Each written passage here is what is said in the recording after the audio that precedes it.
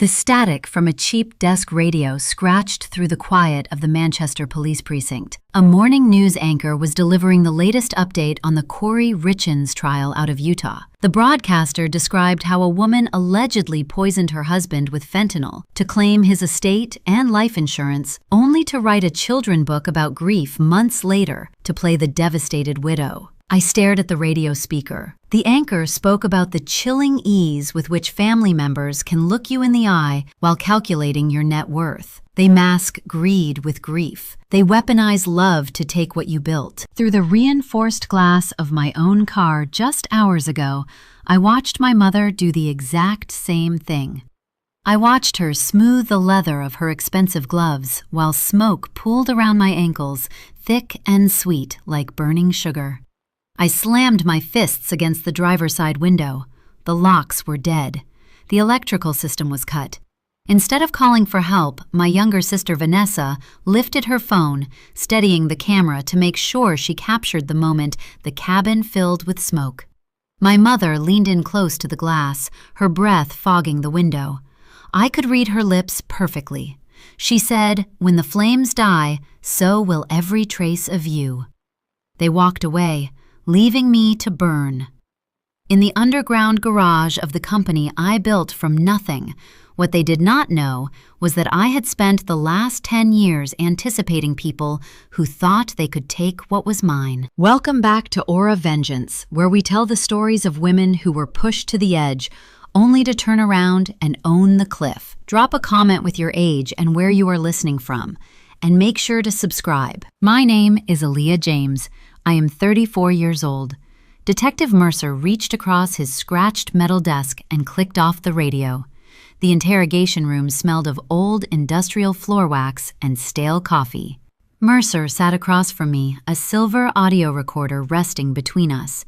A single red light blinked on its surface, keeping precise time. Mercer looked at my hands. They were wrapped in thick white gauze from my knuckles to my elbows. The skin underneath felt tight, throbbing with a dull heat that reminded me every few seconds that I was still breathing. I took a slow breath. Expanding my ribs pulled the fresh burns along my collarbone. I did not wince.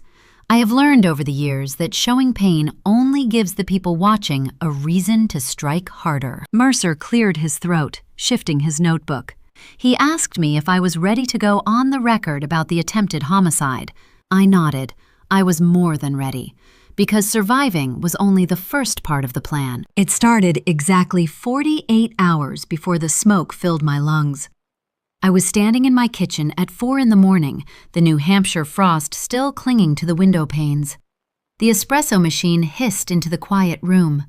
The stone floor was freezing against my bare feet, but I ignored it. I was already scrolling through the overnight freight manifests for Aegis Cold Chain. I built Aegis from 2 leased delivery trucks into the premier logistics network in New England. You do not reach that level by sleeping in. You reach it by controlling every variable, tracking every shipment, and knowing the cost of every delay. Efficiency was my currency. I trusted numbers, because numbers do not wake up one day and decide they want what you have. I thought I had secured every perimeter of my life. I had missed the most dangerous variable of all. My phone lit up on the granite island, a voicemail from my mother, Beatrice. I tapped the screen and put it on speaker while I poured my coffee. Her tone was light, buoyant, the kind of voice she used when she wanted the neighbors to hear her being maternal. She told me they were hosting a family breakfast at her estate. She said Vanessa was making those scones I used to like. She insisted I come before my big board meeting. Drive safe, she said. The invitation itself was standard, but the timing struck a discordant note. It was Tuesday, the day of the quarterly board vote for a major corporate expansion. Vanessa knew this. She had texted me twice the night before, pressing me to attend. Back then, I thought it was just her usual need to feel included in my orbit. My family had a habit of wanting to stand near my success without wanting to understand the grueling hours it took to maintain it. I should have deleted the message. I should have driven straight to the office and buried myself in the quarterly projections. Instead, I put on my wool trench coat, grabbed my leather briefcase, and walked out into the biting morning chill. The drive to my mother estate offered a familiar stretch of highway to mentally map out the board agenda. I navigated the winding, pine-lined roads on autopilot, my thoughts occupied by profit margins and fleet upgrades. The routine felt safe. It felt controlled. The breakfast went by in a blur of forced smiles and rehearsed small talk. My mother packed me leftovers in a heavy insulated cooler bag, kissing my cheek and telling me she loved me.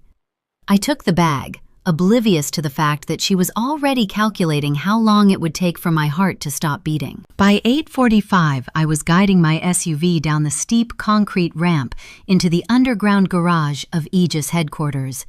The descent was routine, Level B, 2-101. The subterranean walls echoed with the low, steady drone of the ventilation system. The air down there always smelled of damp concrete and motor oil. I shifted into park, shut off the ignition, and gathered my briefing folders from the passenger seat. The engine ticked as it began to cool. I reached for the door handle and pulled. It did not yield. I frowned, setting my folders back down.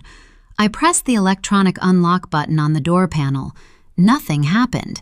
No familiar click of the mechanism turning. I reached over to the passenger side and tried that handle. Solid. Locked tight. A cold prickle of unease started at the base of my neck. I looked down at the dashboard. The digital display was blank. The electronic locks had been remotely deadlocked, the heavy reinforced security glass I had mandated for executive safety, now acting as the walls of a cage. Then I smelled it. It was faint at first, bleeding through the air conditioning vents, a heavy chemical odor. Not gasoline, something thicker, sweeter, an industrial accelerant. The unease turned into a sharp, terrifying clarity as a single curl of gray smoke drifted from beneath the steering column. My predictable routine had just become a tomb. The gravel of the circular driveway crunched beneath the tires of my SUV. I parked near the front steps of my mother estate, leaving the engine running for a brief moment just to let the heater thaw the lingering chill in my bones. The house was a sprawling colonial structure with pristine white pillars and dark shutters surrounded by manicured hedges that looked flawless even in the dead of winter. Beatrice maintained her property the same way she maintained her public image, ensuring every surface was polished to a high sheen so nobody would ever think to look for rot underneath the floorboards. I cut the engine, grabbed my leather briefcase, and picked up a cardboard tray holding 4 expensive coffees from a boutique roaster downtown. The heat of the paper cups seeped through my gloves, offering a small comfort against the biting New Hampshire wind as I walked up the brick pathway. I pushed the heavy oak front door open, stepping into a foyer that smelled of cinnamon, melting butter, and fresh pine. The aesthetic perfection of the kitchen rivaled a magazine cover. Beatrice stood near the marble island adjusting a tray of baked goods. Vanessa sat on a velvet bar stool, stirring a ceramic cup of tea. And then there was Julian. My sister-husband stood near the bay window, looking out over the frost-covered lawn. The morning light caught the rich texture of his clothing, and my steps slowed by a fraction of a second. He was wearing a navy blue suit. The drape across his shoulders was seamless, contouring perfectly to his frame. The lapels featured subtle, precise hand stitching.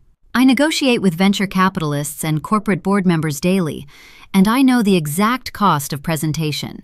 That specific cut was bespoke tailored in a shop that required an appointment just to look at fabric swatches. A suit like that ran $5,000 at a minimum. I set the coffee tray on the granite counter. My mind immediately ran the numbers. Julian was a mid-level compliance manager in the finance department of my company Aegis Cold Chain. His salary was $92,000 a year. He and Vanessa carried a mortgage on a townhouse they could barely afford, and he drove a leased sedan. The arithmetic of his wardrobe simply did not balance. I filed that discrepancy away in my mind, a solitary pebble of information that felt heavier than it should. I handed him a coffee. He turned and a heavy gold watch peeked out from beneath his tailored French cuff. The metal caught the overhead light, flashing a bright, harsh yellow. Seeing that gold against the dark fabric triggered a reflex deep in my chest. My father used to wear a watch just like that. The warmth of the kitchen faded, replaced by the damp, biting cold of a cemetery in late November. 7 years ago, I stood on the sinking grass of Oak Hill under a black umbrella. The rain fell in relentless sheets, drumming against the fabric above my head. My father had died of a sudden, severe stroke. I was 27 years old, standing over a mahogany casket, my heart reduced to a hollow, aching cavity. I remember the smell of wet earth and bruised carnations. I remember staring at the mud, feeling as though the ground had opened up to swallow my entire foundation. Beatrice and Vanessa had stepped up beside me. I braced myself, expecting a hand on my shoulder, expecting the shared silence of a grieving family. Instead, my mother leaned close to my ear. Her voice was steady, devoid of a single tremor. She asked me if the probate timeline would freeze the operational accounts. I turned my head, unable to comprehend the words. Before I could answer, Vanessa pulled her coat tighter against the wind and asked if the corporate shares were going to be tied up in a trust or distributed immediately. The rain continued to fall. I looked at the two women standing next to me, their eyes fixed not on the casket, but on the future of the ledger. I realized in that freezing moment that I was the only person mourning a father. They were auditing a vault. That day established a bitter truth I carried into every subsequent interaction with them. Their greed was not a phase. It was the marrow in their bones. The clinking of a silver spoon against porcelain pulled me back to the present. I was sitting at the kitchen island, breaking a dry scone in half. Julian took a sip of his coffee, adjusting his expensive tie. I checked the screen of my phone. The quarterly board meeting was exactly 3 hours away. I mentioned the Boston expansion to fill the quiet space. I told them Aegis was finalizing the acquisition of a new fleet of refrigerated trailers, a move that would solidify our dominance over the eastern seaboard transport routes. Julian looked up from his cup. His eyes shifted across the island and locked onto Vanessa. It was a micro-expression lasting less than a second, but I catch details for a living. It was not a casual glance between a married couple. It was synchronized. It was a rehearsed, knowing look, the kind shared by two people who hold the winning numbers to a lottery ticket and are waiting for the broadcast to finish. Vanessa set her tea down. She asked if the final vote for the expansion was happening today. I told her yes, the documents were drafted and waiting for my signature at noon. Beatrice waved a hand through the air, brushing the multi-million-dollar deal away like it was a minor annoyance. She told me not everything revolves around the company. She said I worked too hard, warning me that a person cannot build a life entirely out of freight contracts and profit margins. The words flowed from her lips with a practiced maternal concern, masking the sharp edges of her resentment. She resented my success because she felt entitled to the fruits of my labor without ever wanting to understand the soil I had to dig through to plant the seeds. I checked my watch and announced I had to leave to beat the downtown traffic. Beatrice immediately stepped away from the counter, shaking her head. She insisted I take food with me. She opened a low cabinet and pulled out a heavy industrial insulated cooler bag. It was not a flimsy grocery tote. It had a thick canvas exterior, rigid woven handles, and a dense silver foil lining designed to trap temperature. The zipper was heavy-duty metal. She packed 3 plastic containers of leftovers inside, pressing the air out before zipping it shut. She walked around the island and handed the bag to me. The weight of it pulled down on my shoulder, a solid, tangible mass. Beatrice reached up and cupped my face. Her palms were dry and cool against my skin. She leaned in and kissed my cheek. Her perfume smelled of expensive roses, cut with the sharp chemical tang of alcohol. She looked me directly in the eyes, her expression soft and unreadable. "I love you, sweetheart," she said. "Drive safe." I told her I would. I turned my back to them, walked out the heavy oak door, and stepped into the freezing morning air. I threw the heavy cooler bag onto the passenger seat of my SUV, completely unaware of the role that dense, insulated fabric was about to play. I started the engine and drove away from the estate, feeling a strange sense of relief to be returning to the predictable sanctuary of my office. My mother had kissed my cheek and told me she loved me. The audience in the room might have believed it, but within 3 hours of that maternal embrace, that same woman would stand outside a pane of reinforced glass, watching me choke on toxic fumes, waiting for the fire to erase my existence. The descent into the underground parking structure of Aegis headquarters was a route I could navigate blindfolded. The heavy tires of my SUV chirped against the slick, sealed concrete as I rounded the spiral ramp down to the second subterranean level. The transition from the bright, freezing New Hampshire morning to the artificial yellow glow of the garage felt like entering a vault. Fluorescent tubes buzzed in a steady, monotonous rhythm overhead. Shadows clung to the thick concrete pillars supporting the high-rise above. The air down here carried a distinct metallic chill, layered with the faint scent of damp earth and old exhaust. I guided the vehicle into my designated space. The painted white lines of Spot 101 bracketed the hood perfectly. I shifted the transmission into park. The engine settled into a low, quiet idle. Before I could turn off the ignition, a chime echoed through the cabin speakers, an incoming call from my lead corporate counsel. I pressed the accept button on the steering wheel. His voice filled the enclosed space, crisp and professional. He wanted to confirm that the proxy voting documents for the Boston expansion were printed, bound, and waiting in the boardroom. He needed my physical signature by noon to finalize the acquisition before the market closed. I told him I was in the building and would be up in 10 minutes. I recited the final projections from memory, ensuring every legal loophole was sealed. At this level of corporate logistics, a single overlooked clause could cost millions. I thrived in that exact pressure. We ended the call.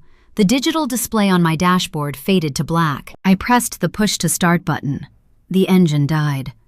Silence rushed into the cabin, heavy and isolating. I unbuckled my seatbelt, reaching over to the passenger seat to gather my leather briefcase and the insulated cooler bag my mother had given me. The dense canvas material of the bag felt rigid under my fingers. I slung the strap over my shoulder and turned back to the door.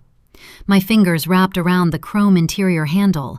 I pulled. The lever stopped halfway.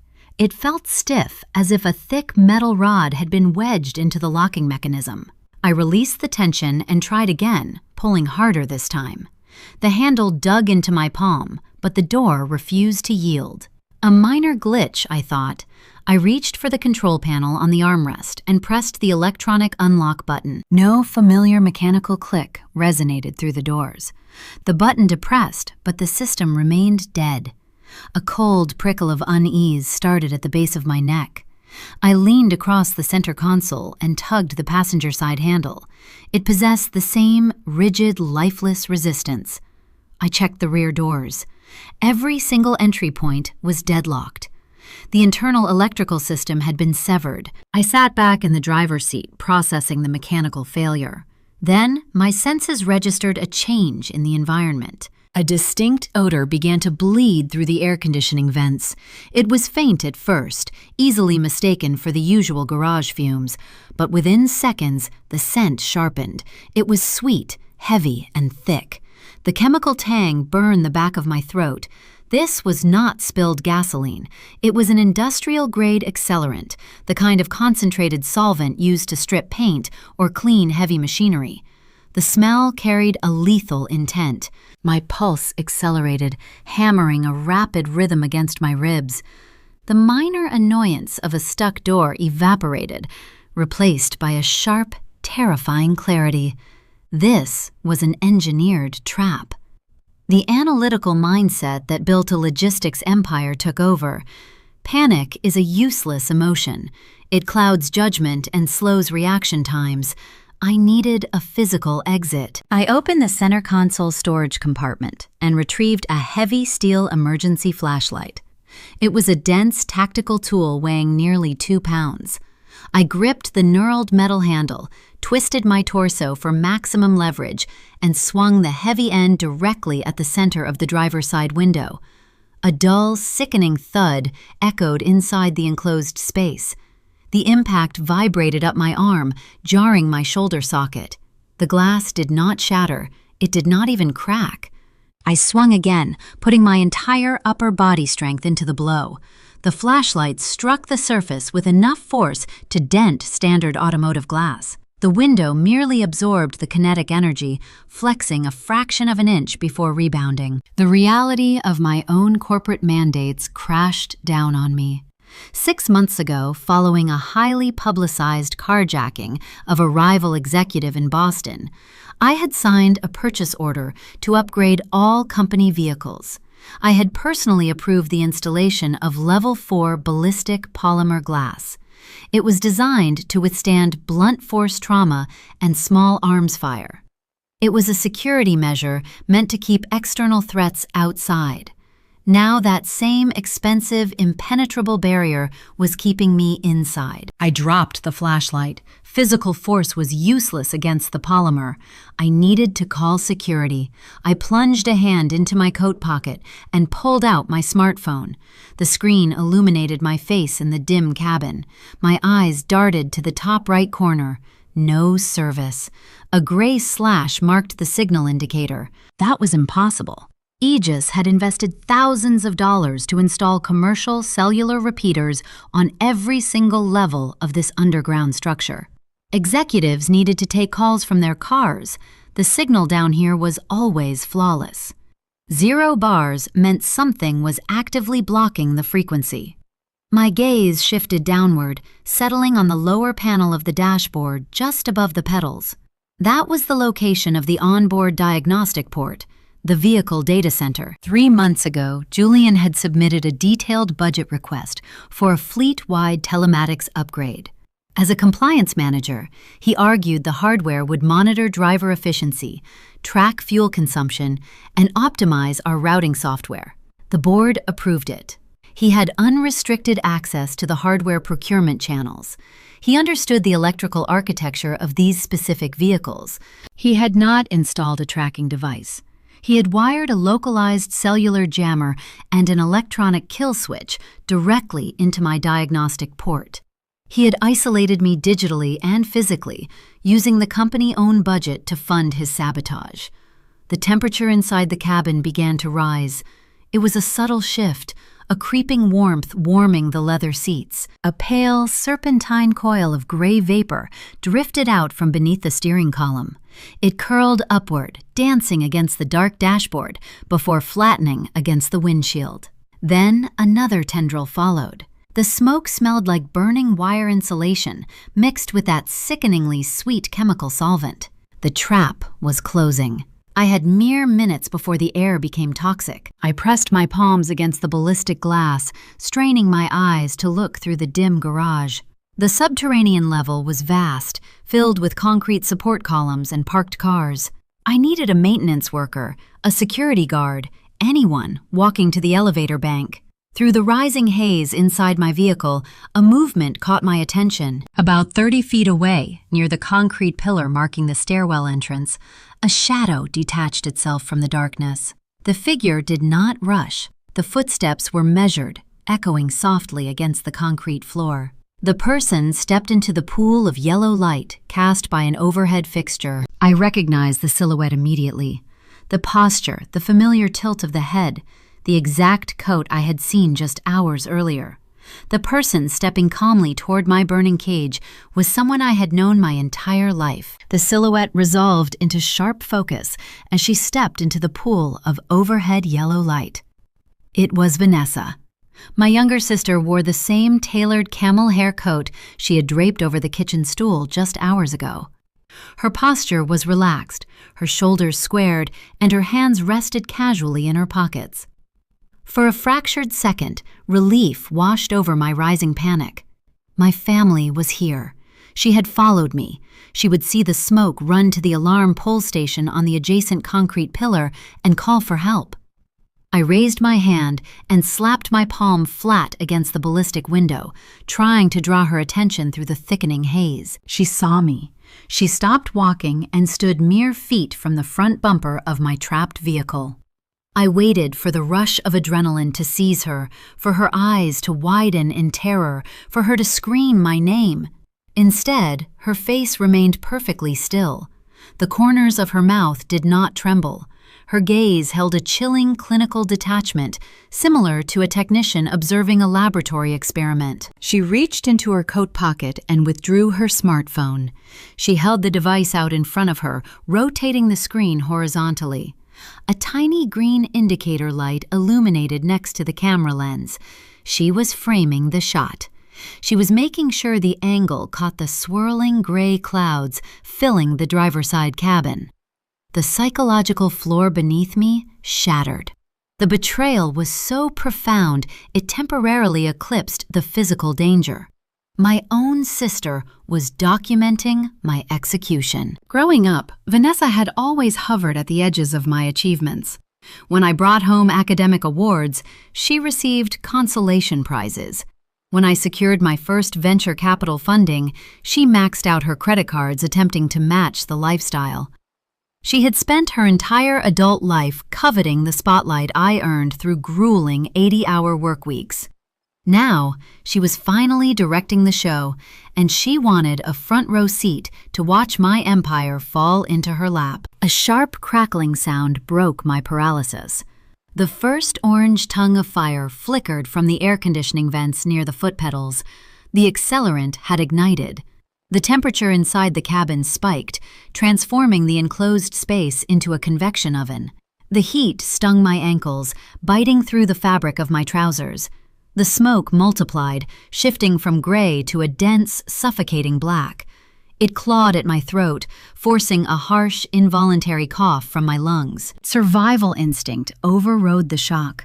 I balled my hands into tight fists and slammed them against the polymer glass. Again and again, I drove my knuckles into the unyielding surface. The impact sent shockwaves up my forearms, bruising the bones and tearing the skin along my joints.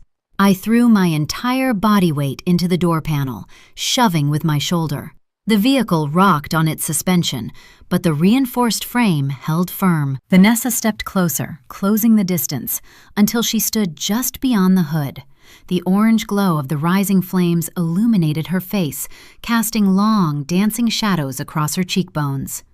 She lowered the phone slightly. I pounded the glass one more time, my breath coming in shallow, desperate gasps. Through the barrier, our eyes met. The clinical detachment vanished from her expression. Her lips curled upward, stretching into a slow, deliberate smile.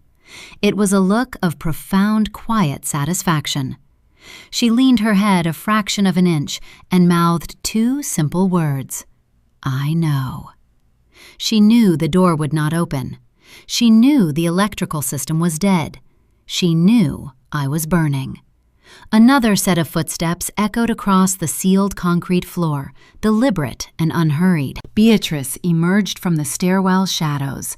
My mother wore a pristine charcoal wool trench coat and dark slacks, looking every bit the elegant matriarch ready to attend a charity luncheon. Her silver hair was perfectly coiffed, unaffected by the damp chill of the subterranean garage. She carried her expensive leather handbag over one shoulder. She walked up to Vanessa, pausing to inspect the vehicle. There was no hesitation in her stride. She did not display a single ounce of maternal instinct. The woman who had kissed my cheek and packed my breakfast 3 hours ago was gone. In her place stood the true architect of this trap. Beatrice stepped up to the driver's side window, bringing her face within inches of the polymer pane. The fire was spreading across the dashboard now, melting the plastic vents and dripping molten synthetic materials onto the floor mats. The radiant heat transferring through the glass must have been intense, but she did not flinch. She raised her right hand and pressed her palm flat against the window. The exterior surface of the ballistic glass had already absorbed extreme thermal energy from the fire blazing inside. Beatrice was wearing fine Italian leather gloves. The moment the material made contact with the superheated polymer, the leather sizzled. The synthetic fibers of her glove fused with the outer layer of the window, melting together in a brief hiss. When she pulled her hand away, a distinct textured smudge remained permanently scarred onto the glass. It was a careless mistake, a physical signature left behind by a woman who believed she was above the law. Through the roaring sound of the flames and the rushing blood in my own ears, I watched her jaw move. The acoustic ceiling of the vehicle muffled the ambient noise of the garage, but her diction was sharp and precise. I read the shape of her mouth as clearly as a printed headline. When the flames die, so will every trace of you. The words hit me harder than the heat. The entire scope of their conspiracy crystallized in my oxygen-starved brain. This was never just about anger or jealousy. It was a calculated corporate theft. Julian was not down here. The man who wired the cell jammer and disabled the locks was noticeably absent.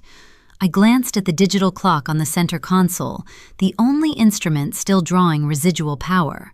It read 11:15. The quarterly board meeting was convening in 45 minutes on the 50th floor. The executives were gathering in the conference room right now, waiting for my signature to finalize the Boston expansion. With me dead, the company would trigger emergency succession protocols. Julian possessed mid-level compliance clearance. If he walked into that boardroom with forged authorization documents or claimed interim authority on behalf of a grieving family, the board would hand him the keys to Aegis Cold Chain to maintain market stability. He was upstairs right now, putting on a performance, preparing to seize my assets the moment the fire department discovered my charred remains. My lungs pulled tight. The available oxygen in the cabin was rapidly depleting, replaced by carbon monoxide and vaporized chemicals. My vision began to narrow, the edges of the garage blurring into a dark tunnel-like vignette. Sweat poured down my forehead, stinging my eyes. I sank lower into the driver's seat, trying to find a pocket of clean air near the floor, but the flames were already licking at the hem of my coat. I was going to die here. My mother and sister were going to inherit the empire I built, and Julian was going to sit in my chair. The sheer injustice of it burned hotter than the fire. I refused to let them win. I tried to lift my arm to strike the window again, but my muscles felt heavy, drained of all kinetic energy. Beatrice and Vanessa continued to watch. They were spectators at an execution they had funded and produced. The smoke was so thick now, I could barely see their faces. The orange glow consumed the interior. Just as the darkness threatened to swallow my consciousness, a sound pierced the heavy insulated silence of the cabin. It was a sharp, grating noise echoing from the far end of the garage. It sounded like heavy steel wheels dragging across rough concrete. The noise grew louder, increasing in speed and intensity. It was the distinct sound of something large and metallic hurtling through the subterranean structure, accelerating directly toward the burning trap they had built for me. The screeching of steel wheels against the subterranean floor sliced through the heavy, insulated silence of my burning vehicle. I forced my stinging eyes to focus through the thick black haze. A man rounded the corner from the maintenance corridor, pushing a large utility cart loaded with industrial tools and spooled copper wire. He wore a faded gray uniform shirt, bearing the Aegis Facilities Management logo across the left breast pocket. His name tag caught the yellow overhead light. Elias. Beatrice and Vanessa turned their heads toward the grating noise.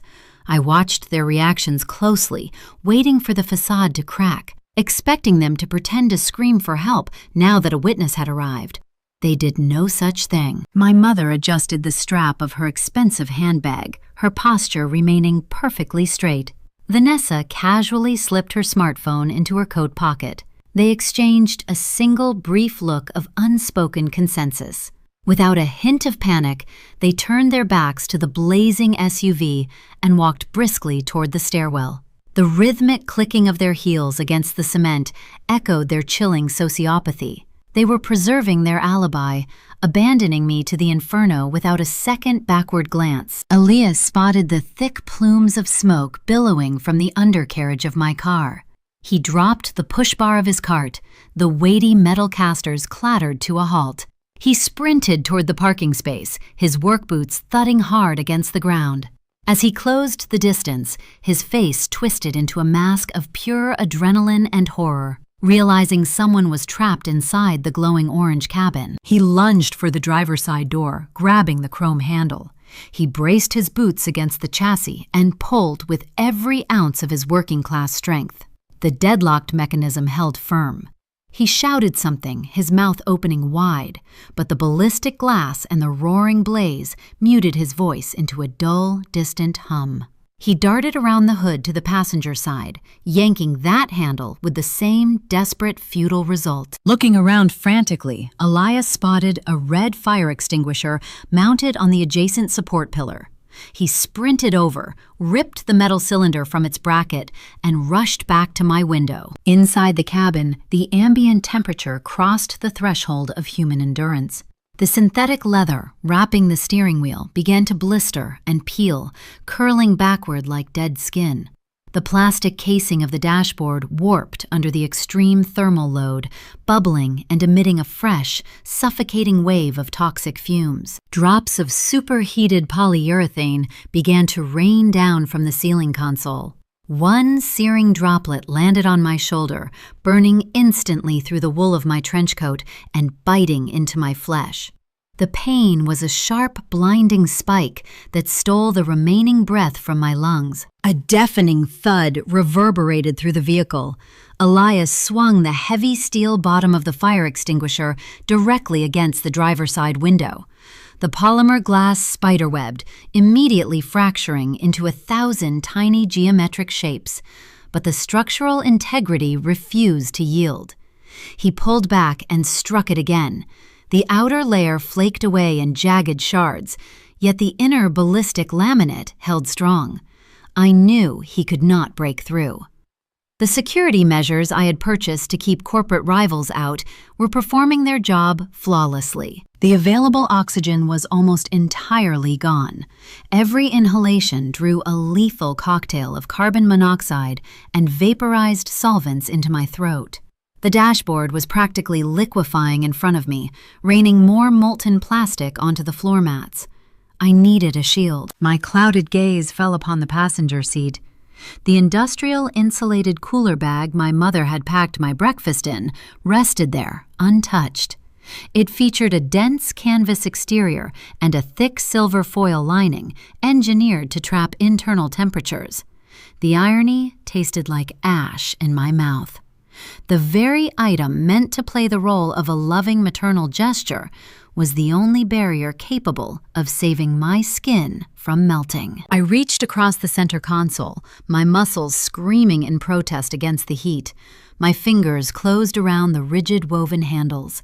I dragged the weighty bag into my lap, upended it, and pulled the dense foil-lined fabric over my head. I buried my face into the insulated interior. It smelled faintly of cinnamon and baked scones, a stark, surreal contrast to the chemical inferno raging just inches away. The thick insulation provided a temporary pocket of breathable air and a physical canopy against the falling drops of liquid synthetic material. Outside, Elias realized hand tools were useless against the reinforced pain. Through the fractured glass, he saw the interior glowing brighter, the flames inching closer to the main fuel lines beneath the floorboards. He dropped the dented fire extinguisher. It rolled away across the slanted cement. He turned his attention back to his heavy equipment cart. The flatbed cart was loaded with hundreds of pounds of steel wrenches, metal piping, and dense copper wire. He grabbed the push bar with both hands. Elias backed the cart up 20 feet, measuring the trajectory. He dug the toes of his boots into the sealed floor. Then he charged. He pushed the loaded cart at a full sprint, his shoulders hunched, channeling all his momentum forward. He aimed away from the ballistic glass, targeting the rear passenger door, seeking the weakest point in the structural frame of the chassis. The collision was deafening. The cart slammed into the rear door with the raw kinetic force of a battering ram. The energy transferred through the entire vehicle, rocking the SUV hard on its suspension. Metal groaned and sheared. The impact buckled the reinforced door frame, warping the heavy steel hinges just enough to pop the pressure seal. A narrow, jagged gap opened near the roofline. A sliver of cool, unpolluted garage air rushed into the superheated cabin, cutting through the dense smoke. Elias abandoned the cart, letting it roll backward. He jammed his thick, calloused hands into the warped crevice. He planted his foot against the rear quarter panel and pulled, using every ounce of leverage his frame could generate. The twisted metal shrieked, bending outward, millimeter by millimeter.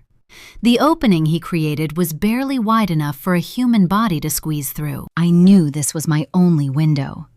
Still clutching the insulated bag over my face to protect my eyes and lungs, I dragged my torso over the center console. The burning leather seats seared my forearms. Molten plastic dripped onto my back, burning deeper into my coat. But I pushed forward, driven by pure survival instinct. I reached my right arm toward the jagged gap. Elias grabbed my wrist. His grip was rough, solid, and unyielding. He hauled me through the twisted frame. Jagged edges of sheared steel sliced through my clothing, tearing the skin along my ribs and thighs, but I felt nothing except the desperate urge to escape the oven. He pulled me free of the wreckage, wrapping his arms under my shoulders to drag me away from the undercarriage. We tumbled backward onto the freezing concrete floor, a tangled mess of exhausted limbs and frantic, ragged gasps. I pulled the cooler bag away from my face, tossing the scorched canvas aside. I inhaled greedy lungfuls of damp, chilly air, letting the cold cement soothe the burns radiating across my back and arms. Just as Elias dragged me a few feet further toward the safety of the concrete pillar, a low, ominous whoosh sucked the remaining ambient oxygen back into the vehicle. The flashover occurred.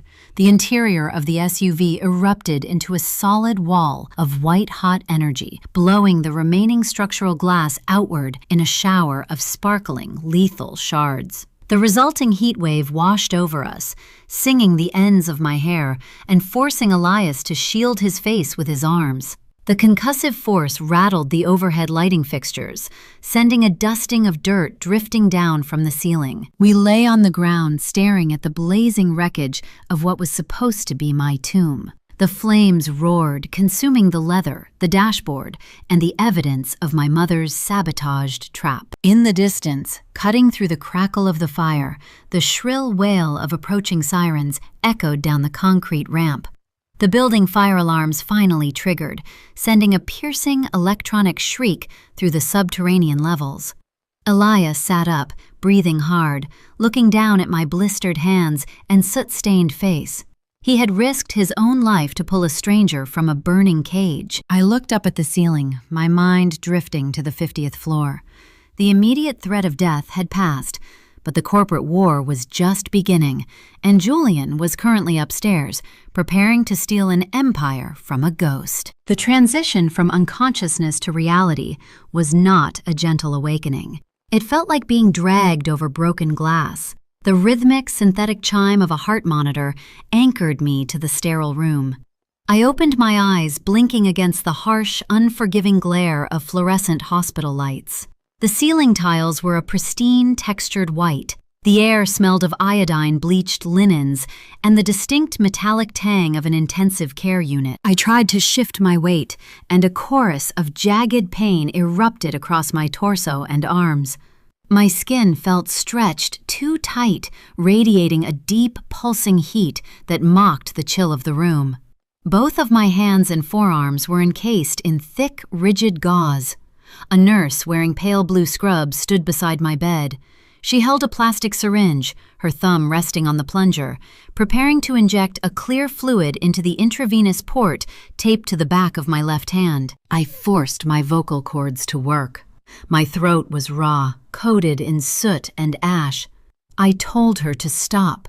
The nurse paused, her brow furrowing with professional concern. She explained that my body had endured severe thermal trauma. She said the burns required immediate and sustained pain management. She promised the medication would help me rest, allowing my damaged tissues to begin the healing process. I turned my head. The friction of the pillowcase against my cheek sent another spike of agony through my jaw. I looked her in the eye and repeated my command. I told her that if she pushed that plunger, she would be sedating a chief executive officer in the middle of a hostile takeover. I needed my mind sharp. Pain was merely a biological signal. Unconsciousness was a corporate death sentence. Reluctance painted the nurse features, but the sheer coldness in my voice made her step back. She capped the syringe and set it on the stainless steel tray. A shadow shifted in the corner of the private room. Detective Mercer stepped forward. His rumpled suit and the dark circles under his eyes suggested he had not slept since the fire department pulled me from the subterranean garage. He carried a brown cardboard folder under one arm and a folded newspaper in his hand. He approached the foot of my bed, his expression a mixture of profound relief and grim calculation. He told me I had been unconscious for 36 hours. The doctors had induced a temporary coma to stabilize my lungs after the smoke inhalation. 36 hours. In the world of high-stakes logistics and corporate finance, a day and a half was enough time to dismantle an empire. Mercer set the folded newspaper on the blanket covering my legs. The bold black ink of the headline leaped off the page, striking me harder than the flames had.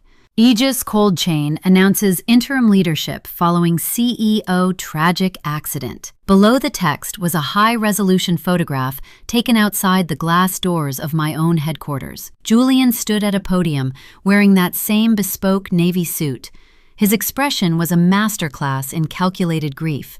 His jaw was set tight, his eyes cast downward in a display of solemn responsibility. He was wearing an Aegis lapel pin.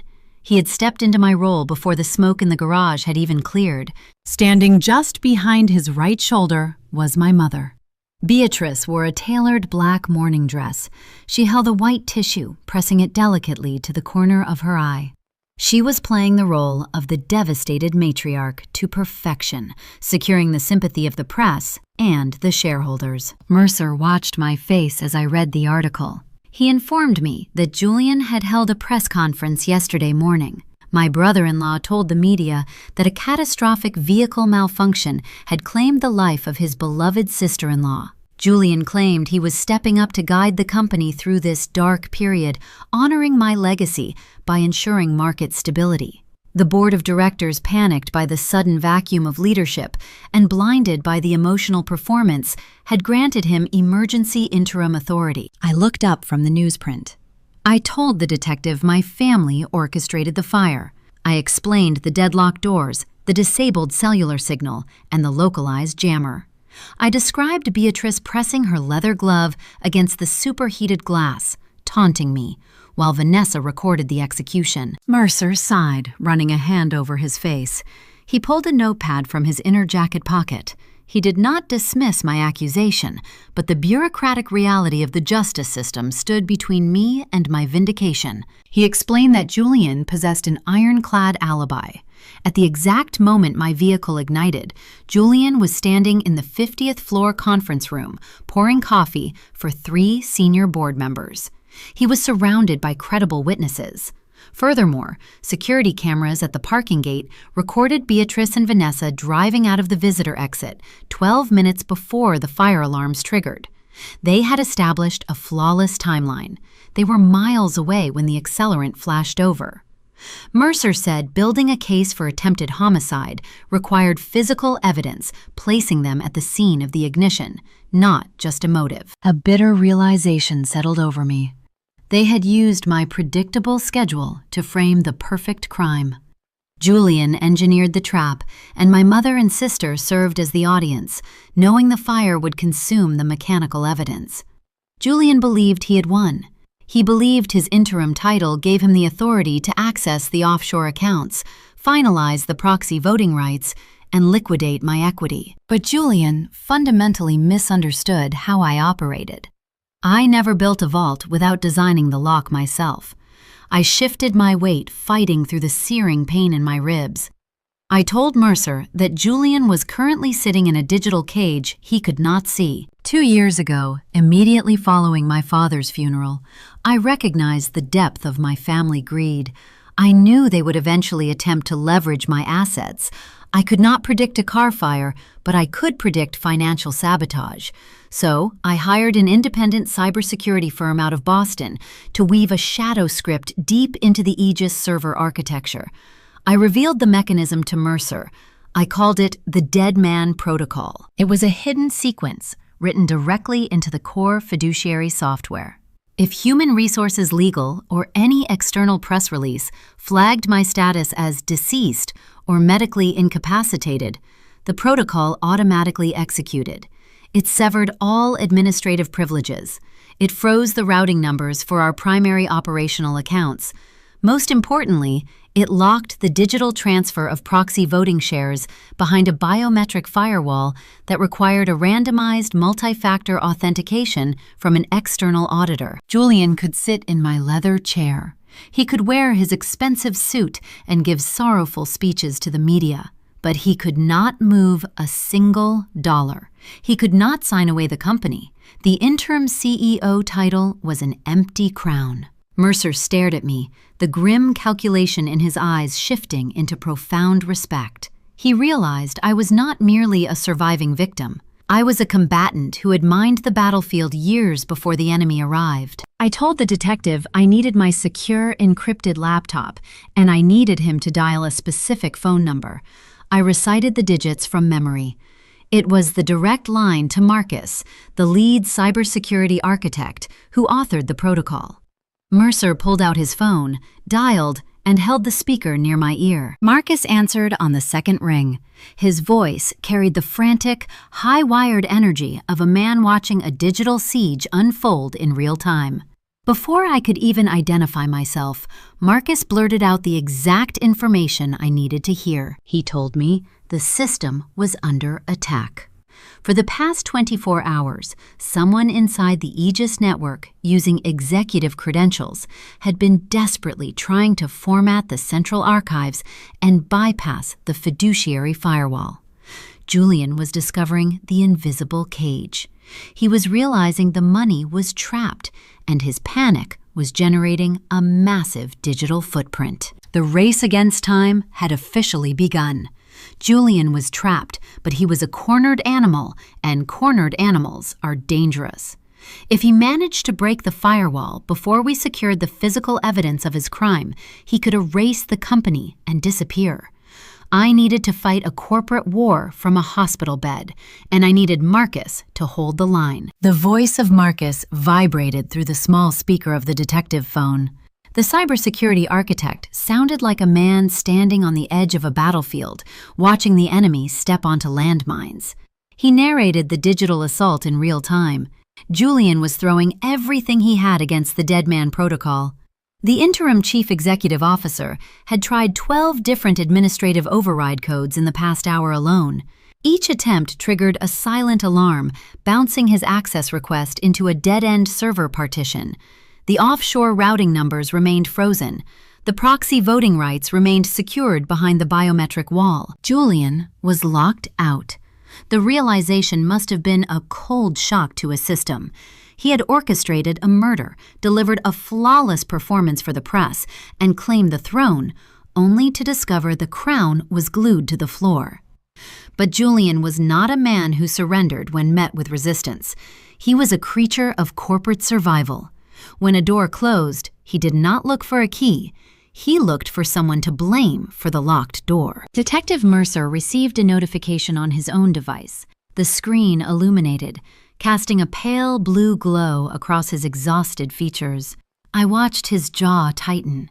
His eyes scanned the text message, and the respect he had shown me moments ago hardened into a rigid procedural mask. He ended the call with Marcus, sliding the phone into his jacket pocket. I asked him what happened. My vocal cords burned with the effort, but the silence in the room demanded an answer. Mercer walked to the window looking out at the Manchester skyline before turning back to my bed. He delivered the news with the blunt, clinical tone of a cop reading a casualty report. 10 minutes ago, Julian had walked into the Central Police Precinct. My brother-in-law did not come empty-handed. He arrived carrying a thick, printed human resources file. He handed the documents directly to the captain, claiming he had just uncovered the motive behind my tragic accident. Julian had manufactured a suspect. He created a devastating diversion to explain the fire and shift the focus away from his own sudden ascension. The suspect he handed over was Elias. The air vanished from my lungs. The heart monitor beside my bed registered the spike in my pulse, emitting a rapid, frantic tempo. I demanded Mercer explain how Julian could possibly implicate the building maintenance worker. The detective read from his notes. According to the documents Julian provided, Elias had a history of disciplinary infractions. The file contained fabricated emails allegedly sent from Elias to my executive assistant, demanding a substantial financial payout to cover mounting gambling debts. Julian wove a narrative of a disgruntled, unstable employee who had threatened corporate sabotage if his demands were not met. Julian told the police that Elias must have rigged the vehicle to explode, hoping to extort the company during the ensuing chaos. It was a masterful sociopathic maneuver. Julian knew Elias was in the garage. He likely checked the employee access logs during his frantic search for the money. Instead of panicking over a witness, Julian weaponized the man's existence. Mercer told me that 2 uniformed officers had just arrested Elias at his apartment. The maintenance worker was currently sitting in a holding cell, facing charges of arson and attempted homicide. A wave of nausea washed over me, competing with the searing heat of my burned skin. Elias had driven a heavy steel cart into a wall of flames. He had ripped his own hands open on sheared metal to drag a dying woman out of a toxic cage. He was a working-class man who acted on pure, unselfish bravery. Now he was being caged by the very system he tried to protect. Julian was using my wealth and my corporate infrastructure to destroy the only innocent person in this equation. I tried to sit forward. The movement tore at the healing scabs across my ribs, sending a blinding flash of agony through my nervous system. I gritted my teeth, forcing the pain down into a tight, dark box in the back of my mind. I told Mercer the files were forged. I told him Julian was manipulating the police to buy time. Mercer raised his hands in a gesture of bureaucratic surrender. He said he believed me, but belief did not hold up in court.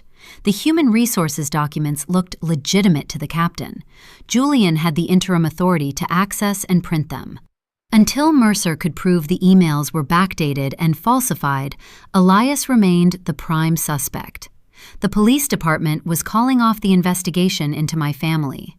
Julian had given them a neatly wrapped scapegoat, and they took the bait. The burden of proof shifted back to me. The ticking clock grew deafening. If Julian managed to finalize the proxy vote, he would gain the ultimate legal authority to drain the company accounts, hire a team of elite defense attorneys, and bury Elias under a mountain of fabricated evidence. Before I could process the full weight of this injustice, Mercer's phone buzzed again. It was Marcus. I told the detective to put him back on speaker. The cybersecurity architect sounded out of breath. He reported that Julian was not just playing defense with the police. He was launching a scorched earth offensive inside the Aegis headquarters. Unable to break the financial firewall, Julian realized he needed to clear all resistance from the boardroom before forcing a manual proxy override. Marcus read the network activity logs aloud. Julian was using his interim credentials to terminate the employment contracts of my most loyal executives. The chief financial officer, a woman who had helped me secure my first line of credit 10 years ago, was locked out of her email. The chief operating officer, the man who designed our cold storage routing algorithms, was escorted out of the building by private security. Julian was systematically firing anyone who possessed the institutional knowledge to question his authority. He was cleaning house, replacing my veterans with compliant subordinates who were too terrified of losing their own jobs to challenge his sudden rise to power. I lay in the hospital bed, wrapped in gauze, listening to my empire being dismantled piece by piece. The layers of conflict compounded, pressing down on my chest with the weight of a physical stone. I was fighting severe thermal trauma confined to a sterile room. I was losing the corporate allies who had stood by me for a decade, and the man who had risked everything to save my life was sitting in a concrete cell waiting to be charged with my murder. Julian was executing a flawless corporate coup. He had neutralized the police. He had purged the boardroom. He was clearing the path to steal my legacy, leaving nothing but collateral damage in his wake. But Julian made one critical error. He believed he was operating in a vacuum. He believed his victim was reduced to ash in a subterranean garage, and his only opponent was a stubborn computer protocol. He had no idea that I was drawing breath. He had no idea that I was listening to every digital footstep he took. I turned my head toward Detective Mercer. The pain in my body receded, replaced by a cold, calculating rage. I asked Marcus if the localized analog backup drive hidden inside my office wall was still intact. Julian had severed the cloud networks, but he did not know about the hardwired security measures I installed precisely for a scenario like this. Marcus typed furiously on his end of the line. The clacking of his keyboard sounded like ammunition being loaded into a magazine. He confirmed the hidden drive was active. Julian thought he had outmaneuvered everyone. He thought the red herring would buy him the time he needed. He was about to learn that setting a trap is easy, but surviving the person who climbs out of it is a different game entirely. The glow of the laptop screen cast a pale, flickering light across the sterile hospital room. Detective Mercer held the device angled toward my bed, ensuring I had a clear line of sight. On the other end of the encrypted connection, Marcus executed the final bypass sequence. The localized hard drive hidden inside the drywall of my corporate suite was a safeguard I installed precisely to monitor unauthorized physical access. Julian had severed the primary cloud networks, but he remained entirely oblivious to the closed circuit system hardwired directly into a discrete wall panel. The video feed buffered for a fraction of a second before resolving into sharp, high-definition clarity. I stared at the screen, watching a live broadcast of my own private sanctuary. The executive office on the 50th floor was designed to project authority. The sprawling mahogany desk, the expansive glass windows overlooking the Manchester skyline, and the sleek leather chairs were all meticulously chosen to intimidate rivals. Now, that carefully curated space was occupied by a parasite. Julian paced across the expensive wool rug. He had removed his bespoke navy jacket, draping it over the back of my chair. His sleeves were rolled up to the elbows, revealing that heavy gold watch. He stepped over to the custom wet bar nestled in the corner of the suite. I watched as he pulled a bottle of vintage champagne from the chilled compartment. He did not hesitate. He popped the cork, pouring the pale amber liquid into a crystal flute. He walked back to the desk and sank into my chair. The sheer audacity of the gesture sent a cold tremor through my chest. He leaned back, kicking his polished leather shoes onto the edge of the mahogany wood. He pulled his smartphone from his pocket, tapped the screen, and set it on the desk. He was placing a call on speakerphone. Through the high-resolution feed, I could see his lips moving. His posture was relaxed, expansive, and brimming with unearned triumph. He raised the crystal flute in a mock toast to the empty room, a smug grin spreading across his face. He was talking to Vanessa. They were celebrating. My sister and her husband were drinking expensive wine, toasting to my execution, while I lay wrapped in medical gauze just a few miles away. Detective Mercer leaned closer to the screen, his jaw set in a rigid line. He asked Marcus if he could intercept the audio stream. Marcus replied with a heavy sigh, his voice crackling through the laptop speakers. The hidden camera was a visual diagnostic tool. It was engineered to capture high-resolution facial recognition data for unauthorized physical entry. It did not possess a microphone. State wiretapping laws prohibited recording clandestine audio in a corporate environment without dual consent.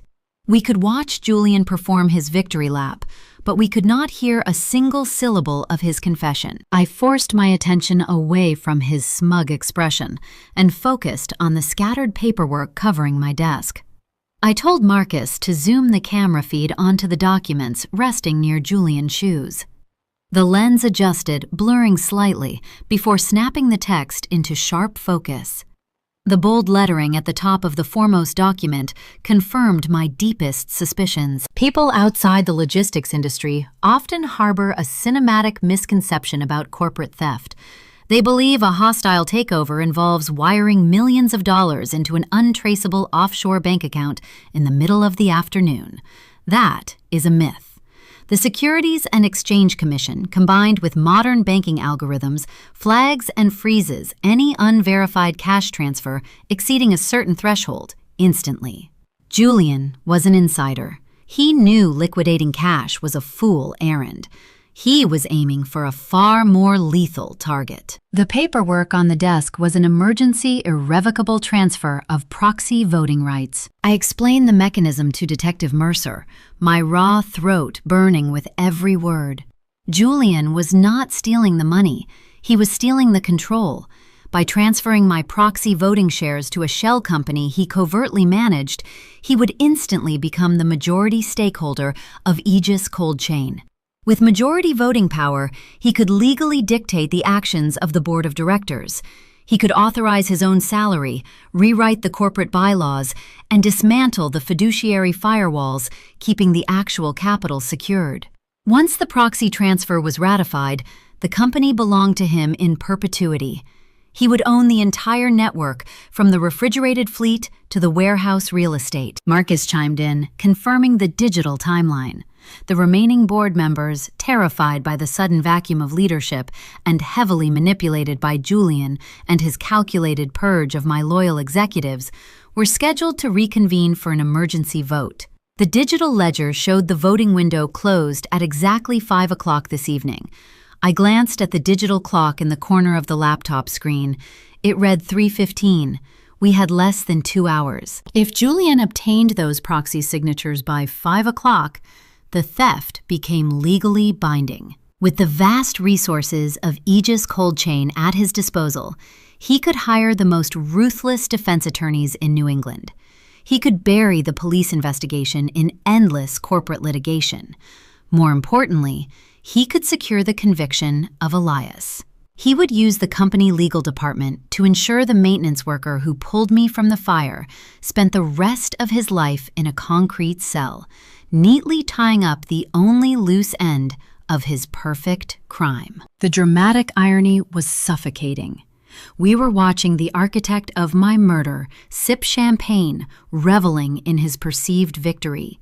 We knew exactly how he planned to steal the empire, yet the video feed was a silent movie. Mercer pointed a finger at the screen, stating the grim reality of our situation. He said watching a man drink wine and read legal documents in an office was not a crime. It proved Julian was an opportunist. It proved he was corrupt. But it did not place him in the subterranean garage. It did not show him wiring the localized cell jammer or handing the chemical accelerant to my sister. A silent video of a man acting unethically in a corporate suite was not enough to secure an arrest warrant for attempted homicide. The detective was right. If we wanted to stop the proxy vote and save Elias from taking the fall, we needed physical proof tying Julian directly to the ignition source. We needed to bridge the gap between the 50th floor and the burning wreckage on level B2. The physical pain radiating from my thermal injuries felt distant now, pushed aside by a singular, focused determination. My family had relied on my predictable schedule. They counted on the fire destroying the mechanical evidence. They assumed the modern interconnected security grid would fail because Julian controlled the network switches. But Aegis headquarters was an old building, retrofitted numerous times over the decades. I knew the architectural history of that structure better than anyone. I remembered a discrepancy in the renovation budgets from 5 years ago. We updated the digital camera network, migrating everything to the cloud. But removing the old, obsolete wiring from the lower sub-basements was deemed too expensive. I looked at Marcus through the digital connection. I asked him a question that made the cybersecurity expert pause. I needed him to find the analog ghost. I needed him to bypass the modern IP network Julian had so carefully scrubbed and dive into the forgotten hardwired circuits buried deep within the concrete foundation of the building. Somewhere in the dark corners of that garage, an outdated lens might have been watching. We just had to find it before the clock struck 5. The digital clock mounted on the hospital wall flipped to 3:45. Every minute that dropped away felt like a hammer striking an anvil. I swung my legs over the edge of the mattress. The crisp, white sheets clung to the fresh medical wrappings binding my thighs. I planted my bare feet onto the cold linoleum floor. The attending nurse stepped forward, extending a gloved hand to guide me, but I waved her away. I needed to know if my legs could bear my own weight. I pushed upward. The skin across my ribs pulled taut, tearing the delicate, newly formed scabs beneath the sterile gauze. A sharp, stinging heat flared along my torso, similar to 1,000 tiny razor blades dragging across my flesh. The raw nerve endings screamed in protest, but I gripped the aluminum bedrail to steady myself, locking my knees into place. I learned to ignore physical discomfort years ago. Before Aegis possessed a fleet of climate-controlled transport trucks, I drove the shipping routes myself. I spent countless freezing New Hampshire nights unloading wooden pallets of pharmaceutical supplies in icy loading docks, my fingers numb and my back aching. Building an empire required ignoring the demands of the body. Reclaiming it would require nothing less. Anger was a highly effective substitute for painkillers, and my supply was inexhaustible. The speaker on Mercer laptop crackled, breaking the heavy silence of the room. Marcus sounded frantic, his voice tight with fatigue. He delivered a new variable that shattered our timeline. Julian was not waiting until 5 o'clock. Recognizing the sudden vulnerability of the remaining board members, my brother-in-law had cited severe market volatility to invoke an expedited voting procedure. The emergency proxy transfer was rescheduled. The executives were convening in the 50th floor boardroom at 4:30. We had exactly 45 minutes to prevent the legal theft of my company. Marcus read the latest internal memos intercepted from the Human Resources server. Julian had finalized his corporate purge. The director of domestic routing, a woman who attended my father's funeral and trusted my vision when I had nothing but a leased warehouse, was just handed a severance package by private security. The vice president of acquisitions was permanently locked out of his terminal. The 50th floor was now an echo chamber populated only by terrified junior partners and the compliant sycophants Julian had elevated during the chaos. The resistance was gone. I leaned heavily against the bedrail, my breathing shallow and ragged. I demanded Marcus find the analog camera feed. The cybersecurity architect was typing at a blistering pace, navigating archived building schematics from 2 decades ago. The old blueprints were digitized poorly, presenting a complex labyrinth of dead wiring diagrams and deactivated subpanels. He explained that locating the precise copper line routing the obsolete security feed to the basement utility closet was like searching for a single frayed thread in a woven rug. The modern Internet protocol networks were dark, leaving Marcus to sift through the digital cobwebs of the building's original infrastructure. He needed more time. Time was the one currency I no longer possessed. I shifted my gaze back to the live video feed, monitoring my corporate suite. Julian was preparing for his coronation. He set the empty champagne flute on the mahogany desk, a smug grin resting on his face. He picked up his bespoke navy jacket, sliding his arms into the silk-lined sleeves. He adjusted the lapels with practiced precision, ensuring the drape was flawless. He checked his reflection in the floor-to-ceiling glass window, smoothing his tie and inspecting the heavy gold watch on his wrist. He exuded a toxic, untouchable confidence. He believed he was walking into a room of conquered subjects. He was ready to sign the documents that would execute the theft of my life work and seal the fate of the innocent maintenance worker currently sitting in a jail cell. The air in the hospital room felt stagnant, thick with the impending collapse of my legacy. I looked at the intravenous line tethering me to the medical monitor. Clear fluid dripped steadily into the tube, delivering a cocktail of saline and mild analgesics.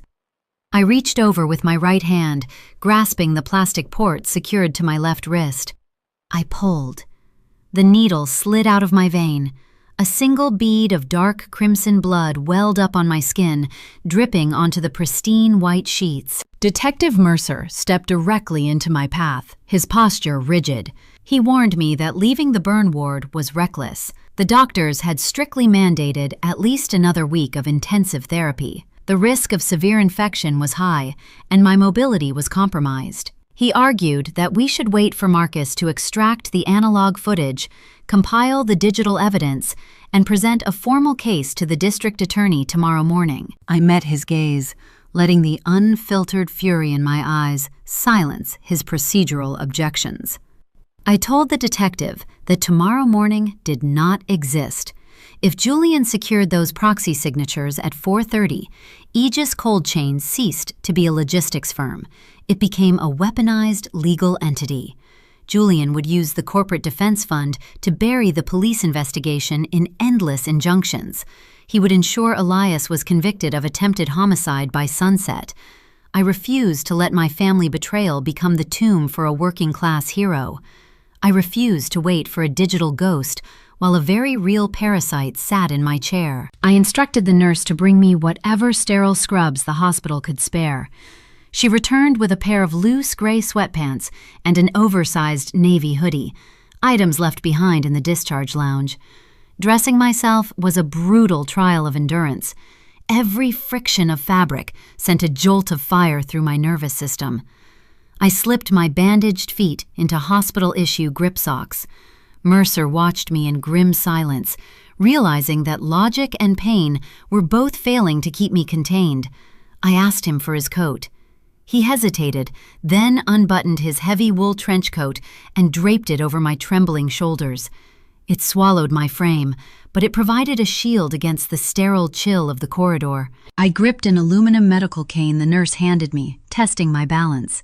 The metal shaft clicked against the linoleum floor. I looked at the digital clock one last time. 4:10. We had 20 minutes to cross the city, bypass building security, and breach the 50th floor. Julian was stepping into the boardroom, expecting to finalize a flawless murder. He was about to learn that fire does not just destroy, it tempers steel. I pushed the heavy wooden door of the hospital room open and stepped out into the echoing hallway, ready to reclaim my throne. The tires of the unmarked police cruiser hummed against the frozen asphalt as we navigated the sharp turns of the Manchester streets. I sat in the passenger seat, drowning in the heavy wool fabric of Detective Mercer trench coat. The internal heater blasted dry air across my face, stinging the raw, sensitive skin along my jawline. Every pothole sent a fresh wave of fire radiating outward from my ribs, testing the limits of my endurance.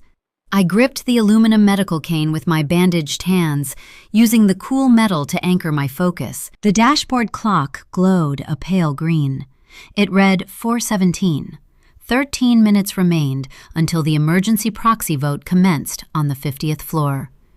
13 minutes until Julian legally absorbed the empire I had constructed from the ground up. The encrypted laptop resting on the center console emitted a sharp, rhythmic ping. Marcus was still connected, his keystrokes echoing through the small speaker like distant gunfire. The cybersecurity architect had spent the last 20 minutes diving into the digital catacombs of the Aegis headquarters, bypassing the sleek, modern internet protocols Julian had so carefully manipulated. Then, the frantic typing stopped. A heavy static-filled breath crackled over the audio feed. Marcus told us to pull over. He said he found the ghost. Mercer jerked the steering wheel, guiding the cruiser onto the shoulder of a quiet commercial avenue. He threw the transmission into park and angled the rugged laptop toward my line of sight. Marcus explained his discovery, his voice vibrating with a mixture of exhaustion and profound triumph. Deep in the subterranean blueprints, behind a drywall partition near the basement utility closet, he had located a defunct closed-circuit television node. It was a relic from the previous property owners, running on outdated coaxial cables buried within the concrete foundation. Because the system was archaic and entirely disconnected from the primary cloud servers, Julian never detected its presence. He had scrubbed the modern digital footprint, leaving the analog memory perfectly intact. A black and white video feed materialized on the screen. The resolution was grainy, striped with faint horizontal lines of static, but the visual data was undeniable. In the top right corner, a digital timestamp burned in bright, jagged numerals. 5 o'clock in the morning, Tuesday. The camera angle offered a wide, unobstructed view of level B2. My designated parking space sat empty, waiting for my arrival later that morning. The subterranean garage was silent and desolate. A figure stepped into the frame, emerging from the dark corridor of the maintenance stairwell. The person wore a dark, heavy hoodie, the fabric pulled up to obscure their features from the overhead lights. But they could not hide their posture. They could not hide the distinct, confident stride of a man who believed he owned the floor he walked upon. The figure approached the empty parking space and paused, surveying the perimeter. Then he reached up and pulled the hood back. It was Julian. His face was stark and pale in the harsh monochrome lighting. There was no trace of the grieving brother-in-law who would later weep for the press cameras. His expression held a cold, calculated focus. I watched the screen, my breath catching in my damaged throat, as the architect of my execution went to work. Julian retrieved a small rectangular device from his pocket. He knelt beside the concrete support pillar, manipulating the central wiring junction that fed the electronic locks for that specific parking zone. With a few swift, practiced motions, he spliced the hardware into the grid. It was the localized cellular jammer and the electronic deadbolt override. He was setting the snare, ensuring the moment my vehicle entered that space, the digital cage would drop. He stood up, brushing the dust from his trousers. He turned back toward the shadows near the stairwell and gestured with his hand. A second figure stepped into the grainy light. Vanessa. My sister wore the same camel hair coat I had seen her wearing later that morning. She walked toward her husband, her arms wrapped tightly around her torso against the subterranean chill. Julian reached behind the concrete pillar and produced a heavy industrial plastic container, the chemical accelerant. He handed the container to Vanessa. They exchanged a brief conversation, their breath pluming in the cold air. The camera possessed no audio, but the visual narrative required no translation. Julian was handing her the weapon. He was delegating the physical ignition so he could retreat to the 50th floor and establish an airtight alibi. Julian checked. The heavy gold watch on his wrist gave Vanessa a final nod and turned back toward the stairwell. He disappeared from the frame, leaving my sister alone in the garage to await my arrival. The video clip ended freezing on the image of Vanessa holding the lethal solvent. The silence in the cruiser felt thicker than the smoke in the garage. The missing link was forged. The gap between the corporate suite and the burning wreckage was closed. We possessed the definitive, irrefutable proof tying the acting chief executive officer directly to the scene of a premeditated attempted homicide. Mercer did not hesitate. He flipped his mobile phone open and dialed a direct line. He bypassed the standard dispatch operators, calling the district attorney personal number. The detective voice filled the cramped space of the vehicle, shifting from the cautious tone of an investigator to the sharp, authoritative command of a law enforcement officer holding a winning hand. He informed the prosecutor that the prime suspect in the Aegis cold chain arson was clear. He stated he possessed unedited, time-stamped video evidence proving Julian and Vanessa engineered the trap.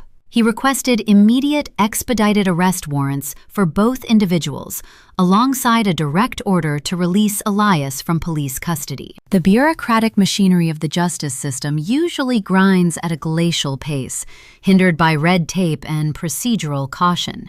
But undeniable visual proof of a high-profile corporate assassination attempt acts as a powerful catalyst. The district attorney recognized the gravity of the situation. Within 2 minutes, the verbal authorization was granted.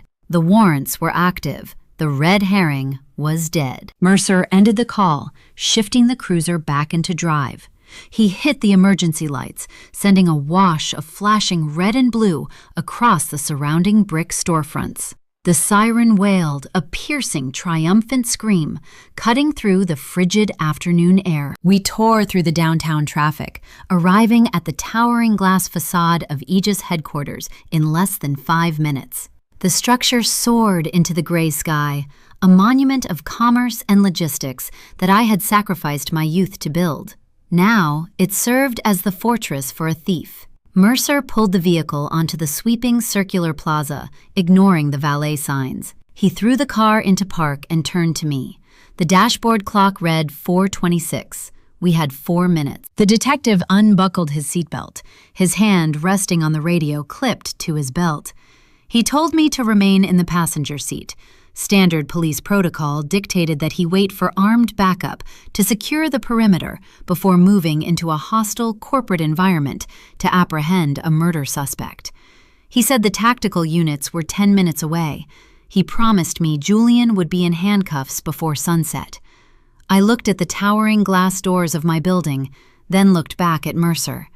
I told him 10 minutes was an eternity we did not possess. In 10 minutes, the emergency proxy vote would conclude. The signatures would be notarized.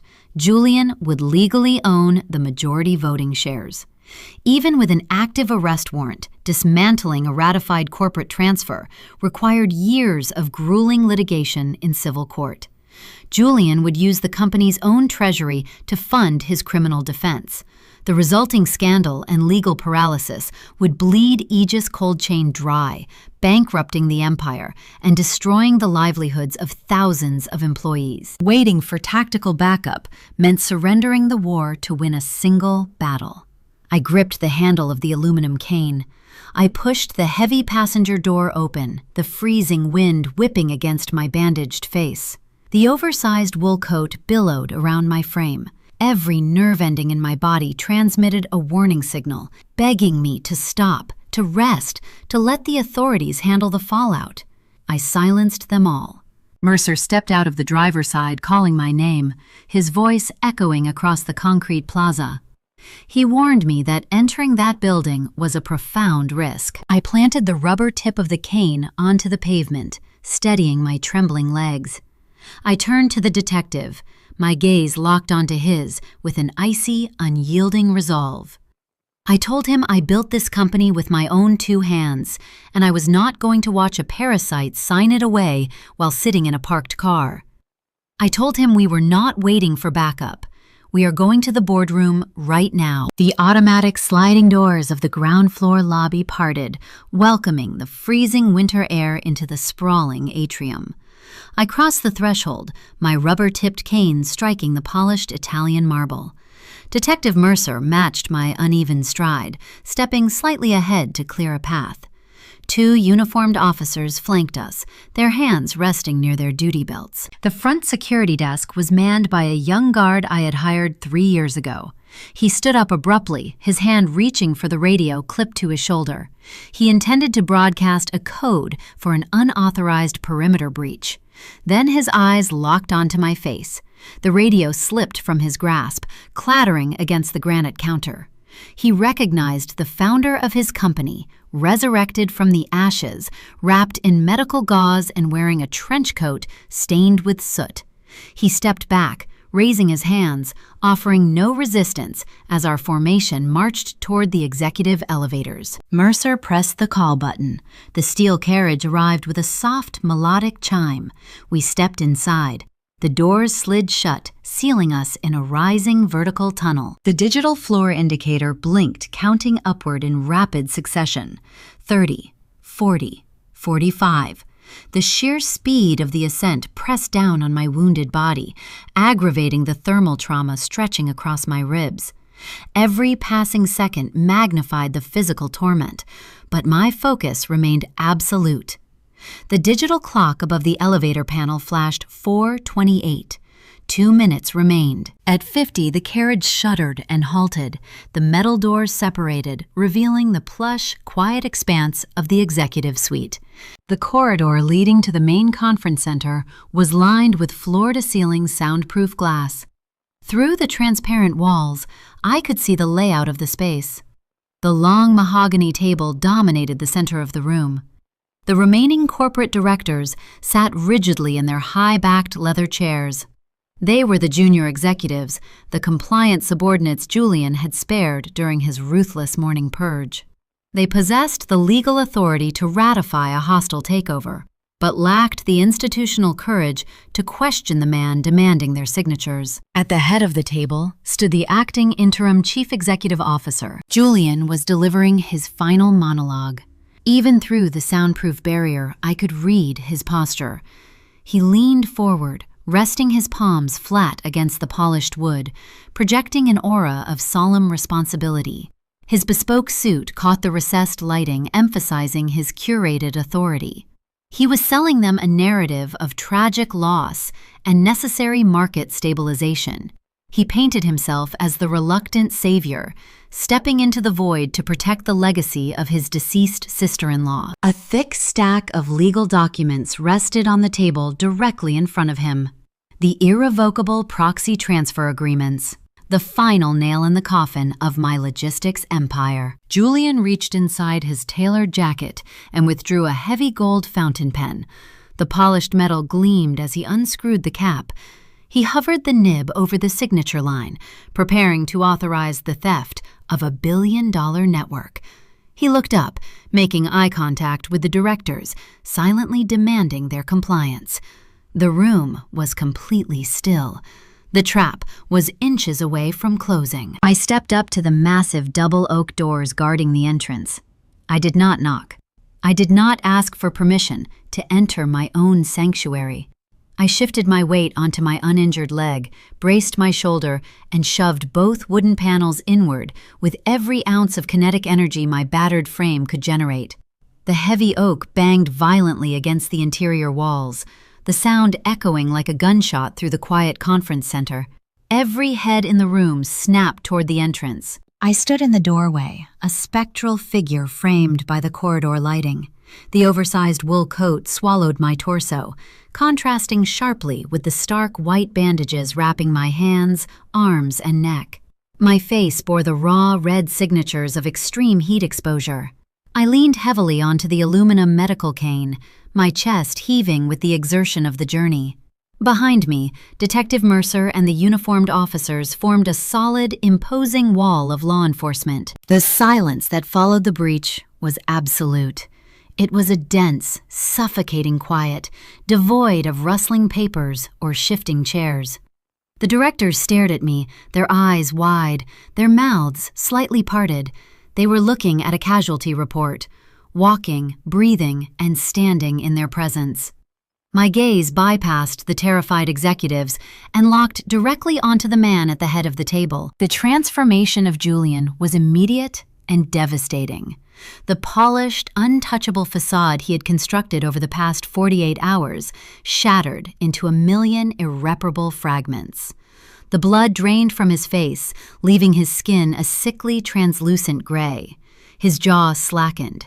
The practiced grief vanished, replaced by the primal, naked terror of a predator suddenly realizing he had walked into a snare. He stared at me, his eyes tracking the burn scars climbing up my neck, processing the impossible reality. The woman he had trapped in a subterranean cage, the woman his wife had recorded suffocating in a chemical inferno, was staring back at him. The muscles in his hand failed, his fingers unspooled. The heavy gold fountain pen slipped from his grasp. It plummeted downward, striking the mahogany table with a sharp, hollow clatter. The instrument bounced once before rolling across the irrevocable proxy transfer documents, smearing a trail of dark blue ink over the signature line. Nobody breathed. The atmosphere in the room crystallized, frozen by the sheer magnitude of the confrontation. Julian opened his mouth to speak, perhaps to offer a fabricated explanation or to call for security, but his vocal cords refused to produce a single sound. He was paralyzed by the ghost standing at his threshold. I did not scream. I did not hurl accusations or unleash the boiling rage that had fueled my escape from the burn ward. Screaming implied a loss of control, and I was the only person in that room who possessed absolute authority. I stepped forward, my cane clicking rhythmically against the hardwood floor. The sound measured the distance between us, a slow, methodical countdown to his ruin. I bypassed the empty chairs, stopping just short of the table. I looked down at the smeared legal documents, then raised my eyes to meet his terrified stare. The words left my lips with chilling, measured precision, cutting through the silence like a scalpel. The proxy vote is canceled. The finality of the statement hung in the air, a definitive ruling from the true sovereign of the empire. Julian's chest heaved as panic finally overrode his paralysis. He realized the police were standing mere feet away. He realized the digital evidence, the analog ghost, and the survivor were all aligned to dismantle his life. The cornered animal inside him awakened, abandoning the illusion of power and seeking a desperate avenue of escape. The junior directors sitting along the flanks of the table began to comprehend the gravity of the situation. A woman near the window slowly lowered her hands to her lap, her breathing shallow. She had drafted the severance packages for my loyalists earlier that afternoon under Julian direct orders. Now she realized she had backed a usurper who was about to face a murder charge. The man seated to her right pushed his chair back a fraction of an inch, subtly distancing himself from the head of the table. The shift in loyalty was palpable.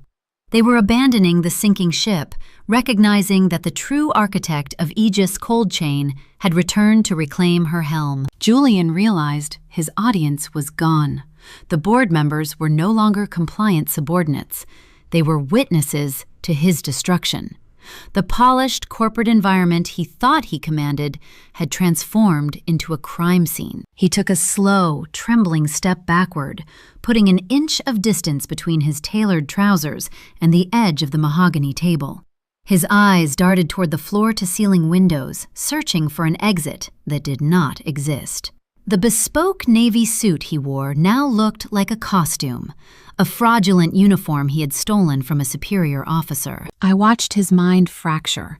The arrogance that allowed him to wire a cell jammer, the sociopathy that allowed him to sip champagne while celebrating a funeral, all dissolved under the harsh glare of survival. I knew the exact mechanism of his psychology. He would not accept accountability.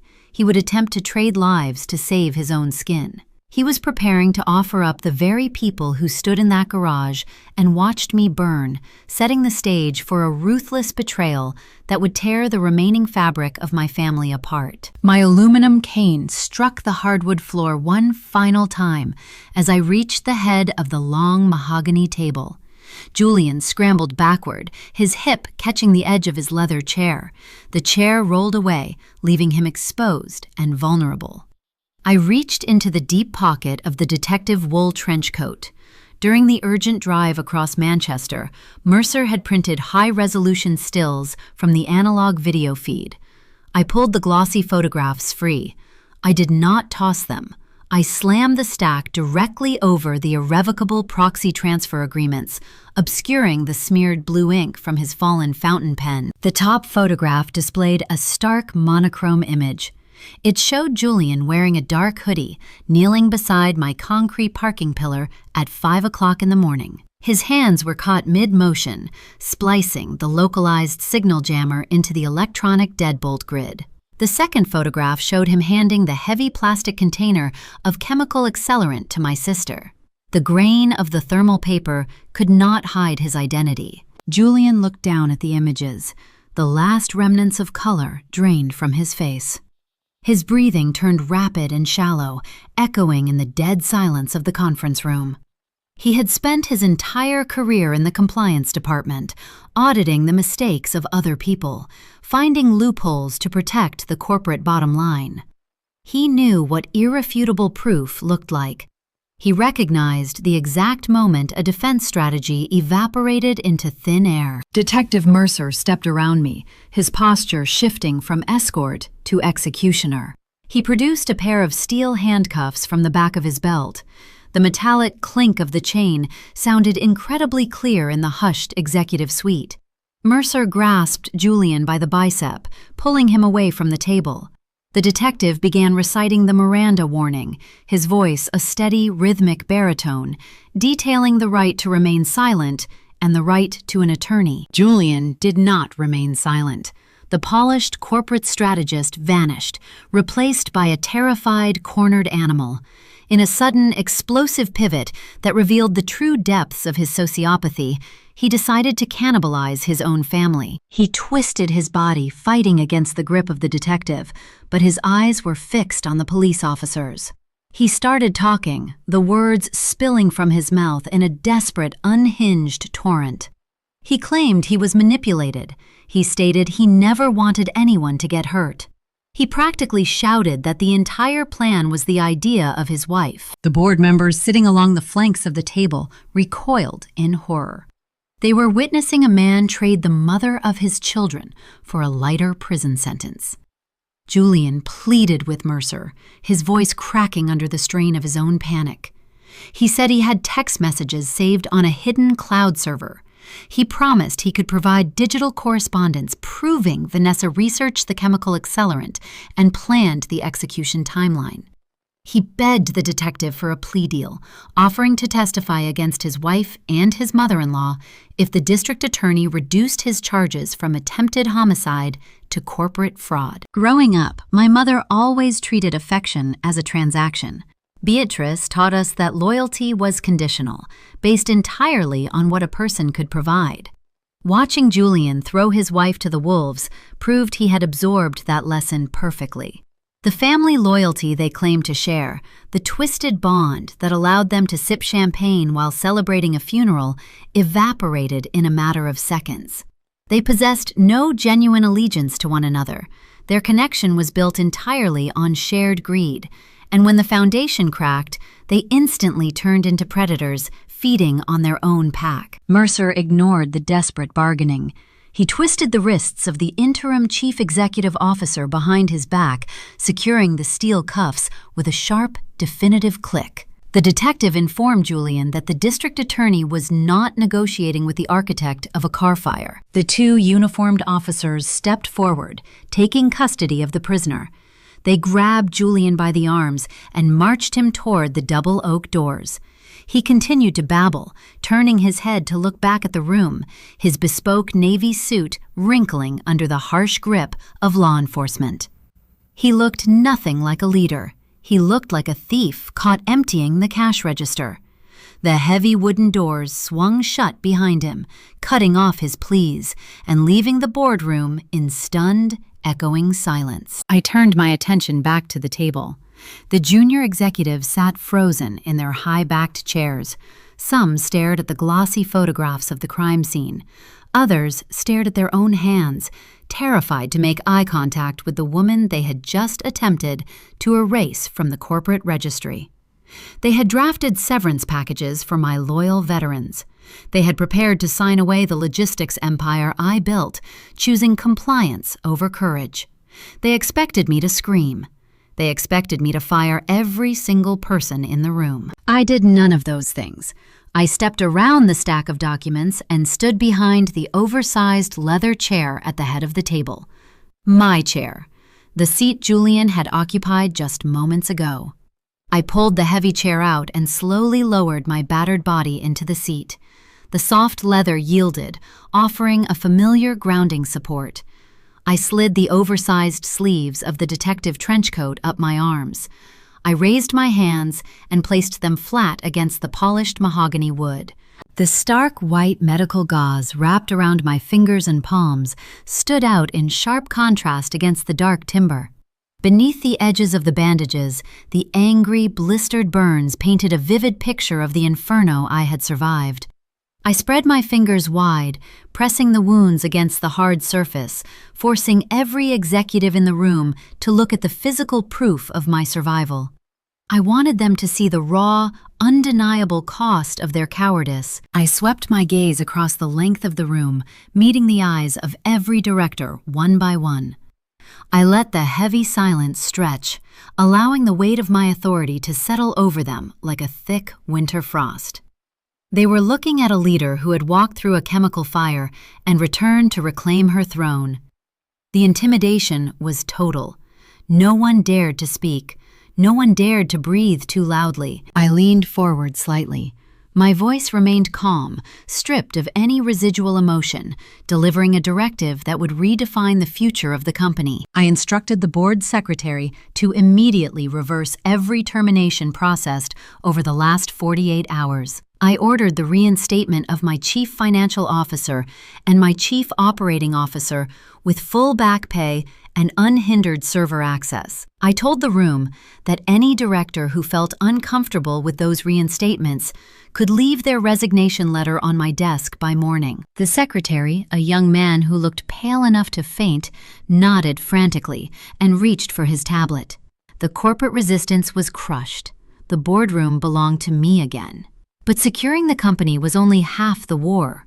The architect of the trap was sitting in the back of a police cruiser, but the hands that poured the accelerant and the mind that funded the conspiracy were still free. Detective Mercer stepped back into the conference room, tapping his earpiece.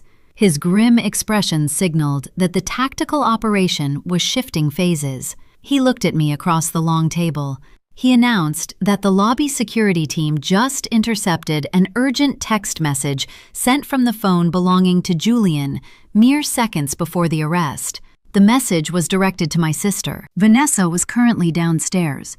She was inside the building, attempting to slip out through the revolving glass doors before the lockdown protocols engaged.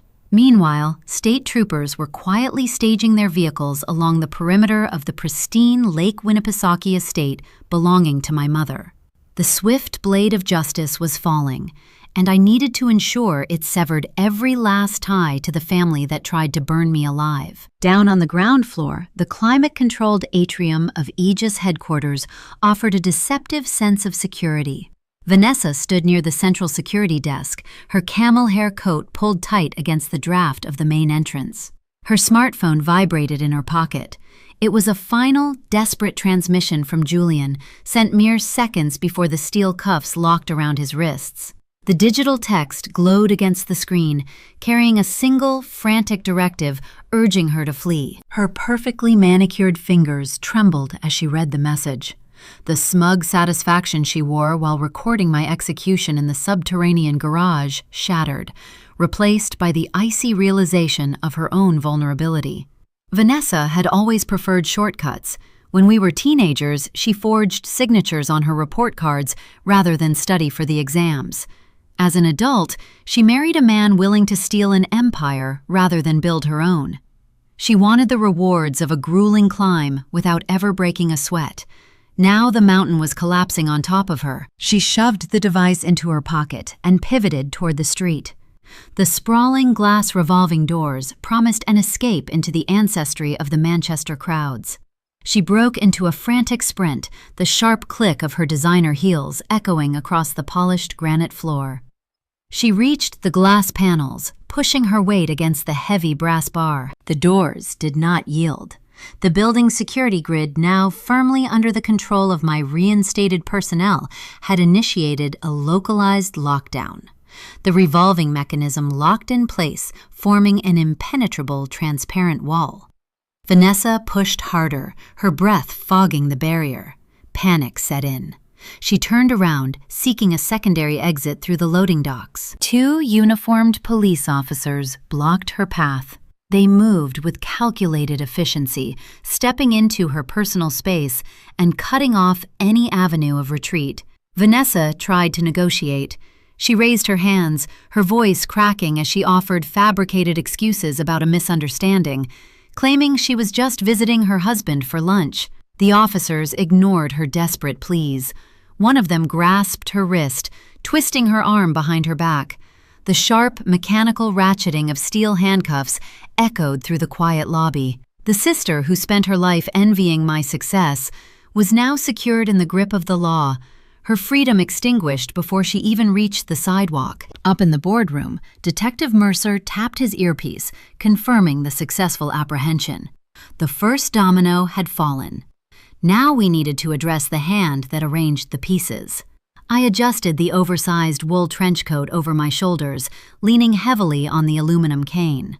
I told the detective I intended to accompany him to the lake. He did not object. He understood that my presence at the final arrest was not merely ceremonial. It was the closing argument of a war my mother had waged against my existence. The drive to Lake Winnipesaukee took 40 minutes. The sun began its descent, casting long, dark shadows across the snow-covered pine trees lining the private access roads. We did not use sirens. A convoy of 3 unmarked cruisers glided silently through the upscale neighborhood, their tires crunching softly against the salted pavement. We turned into the circular gravel driveway of my mother estate. The sprawling colonial structure looked untouched by the chaos it had birthed. Golden light spilled from the bay windows, painting a picture of aristocratic tranquility. It was a flawless facade, maintained by a woman who valued perception above human life. Mercer stepped out of the vehicle, gesturing for his tactical unit to secure the perimeter. I followed, my boots crunching on the freezing gravel. The crisp winter air bit into my raw skin, but the cold sharpened my focus. We approached the heavy oak front door. Mercer did not knock. He pressed the illuminated doorbell, the melodic chime echoing deep within the house. A minute passed. The brass deadbolt tumbled. Beatrice opened the door. She wore a plush cashmere sweater and tailored slacks, holding a crystal wine glass in her left hand. Her silver hair remained immaculately styled. Beatrice viewed motherhood as an extension of public relations.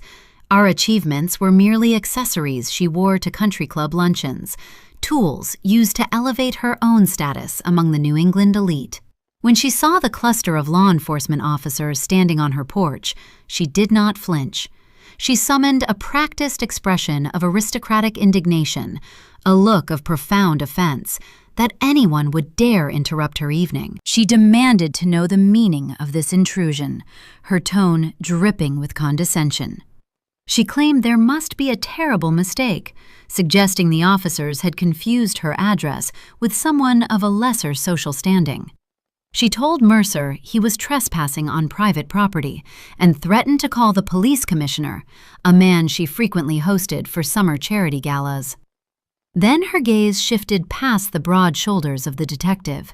She saw me. I stood at the bottom of the brick steps, illuminated by the harsh glare of the cruiser headlights. The oversized coat failed to hide the thick medical bandages wrapping my hands and neck. I leaned on the metal cane, staring up at the woman who had packed my breakfast and planned my murder in the very same hour. The crystal wine glass slipped from her fingers. It shattered against the hardwood floor of the foyer, sending a spray of dark red liquid across the expensive Persian rug. The scent of the spilled wine drifted into the cold air, a sharp contrast to the memory of the chemical accelerant that still haunted my lungs. Mercer stepped across the threshold, invading her pristine sanctuary. He did not raise his voice. He reached into his coat pocket and produced a clear plastic evidence bag. Inside the sterile containment rested a single, dark Italian leather glove. The material along the palm and fingertips was warped, scorched, and melted into a jagged crust. The detective held the bag up to the porch light. He delivered the fatal blow with surgical precision. He explained that crime scene investigators had recovered the matching synthetic residue fused to the superheated ballistic glass of my vehicle. The forensic laboratory confirmed a flawless chemical match between the melted polymer on the window and the ruined leather of the glove found discarded in her mudroom. The careless mistake she made while pressing her hand against my cage taunting me with my own death, had become the irrefutable physical proof of her presence at the ignition point. The mask of the untouchable matriarch cracked. The haughty indignation melted away, leaving a hollow, terrified shell. Her shoulders slumped, the invisible weight of her arrogance collapsing under the crushing reality of forensic science. She had spent decades cultivating a pristine reputation, believing her wealth and status elevated her above accountability. She believed leaving the dirty work to her son-in-law shielded her from the consequences.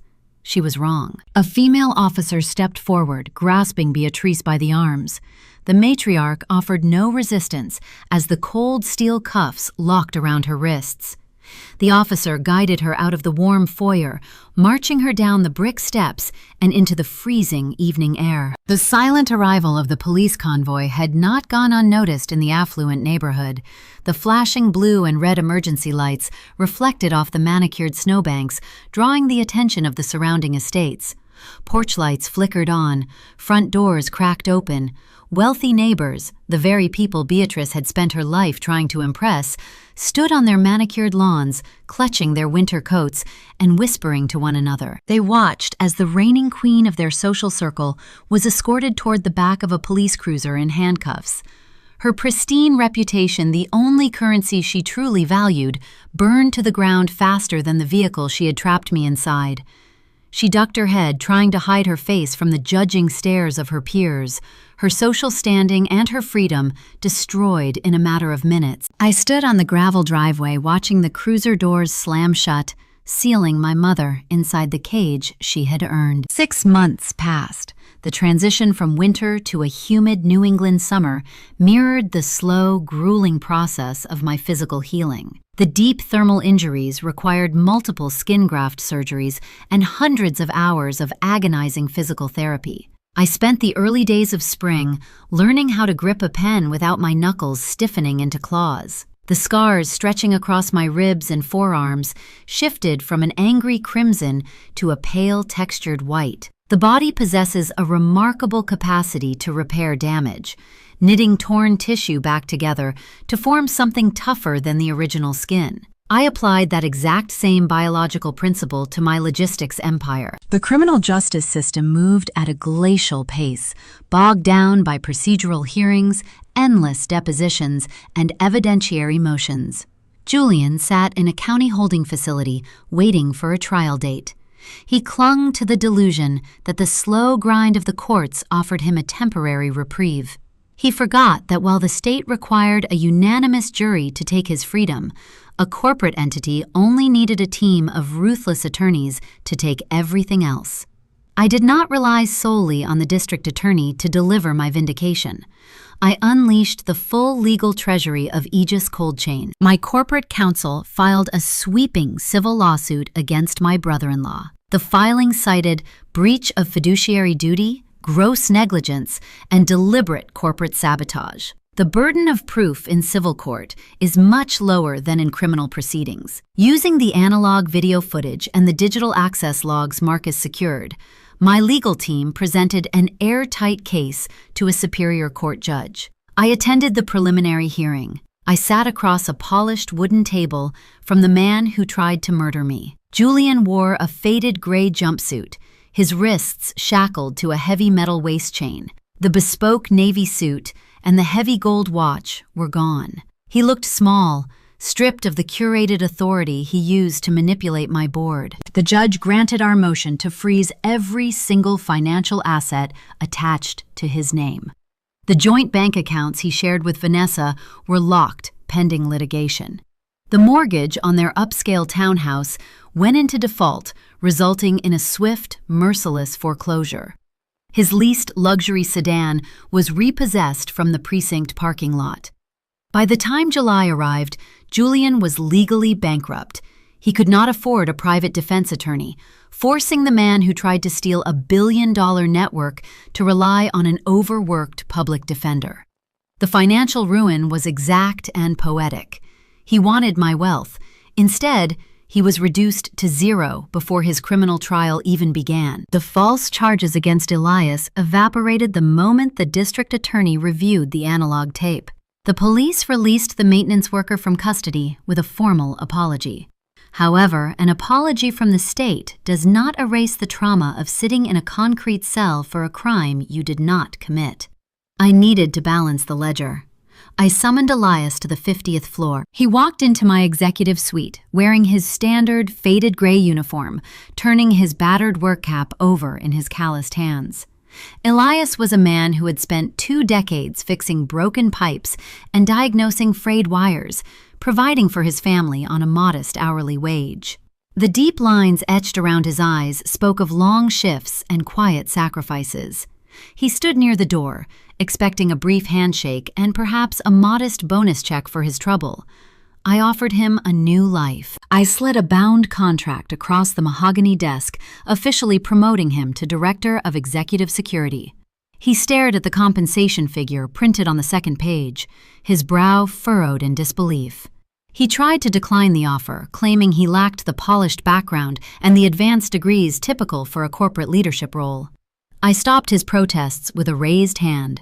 I told him I had spent a decade surrounding myself with polished individuals holding advanced degrees, and those were the exact people who sat quietly while a usurper tried to steal my life. I needed someone who knew how to break down a barrier when the system failed. I needed someone whose integrity outmatched their ambition. He signed the paperwork, his signature steady and deliberate. To solidify his legacy, I established an emergency response scholarship funded entirely by the Aegis Treasury. The endowment provided full tuition and living stipends for young men and women entering the fire and rescue academies across New Hampshire. It bore his name, ensuring that true courage received a permanent spotlight, starkly contrasting the toxic greed that nearly destroyed us. Securing my personnel was merely the first phase of the reconstruction. I needed to rewrite the genetic code of the company. The vulnerability my family exploited was rooted in the concentration of power. My unpredictable absence had triggered an automated succession protocol that placed too much authority into a single set of hands.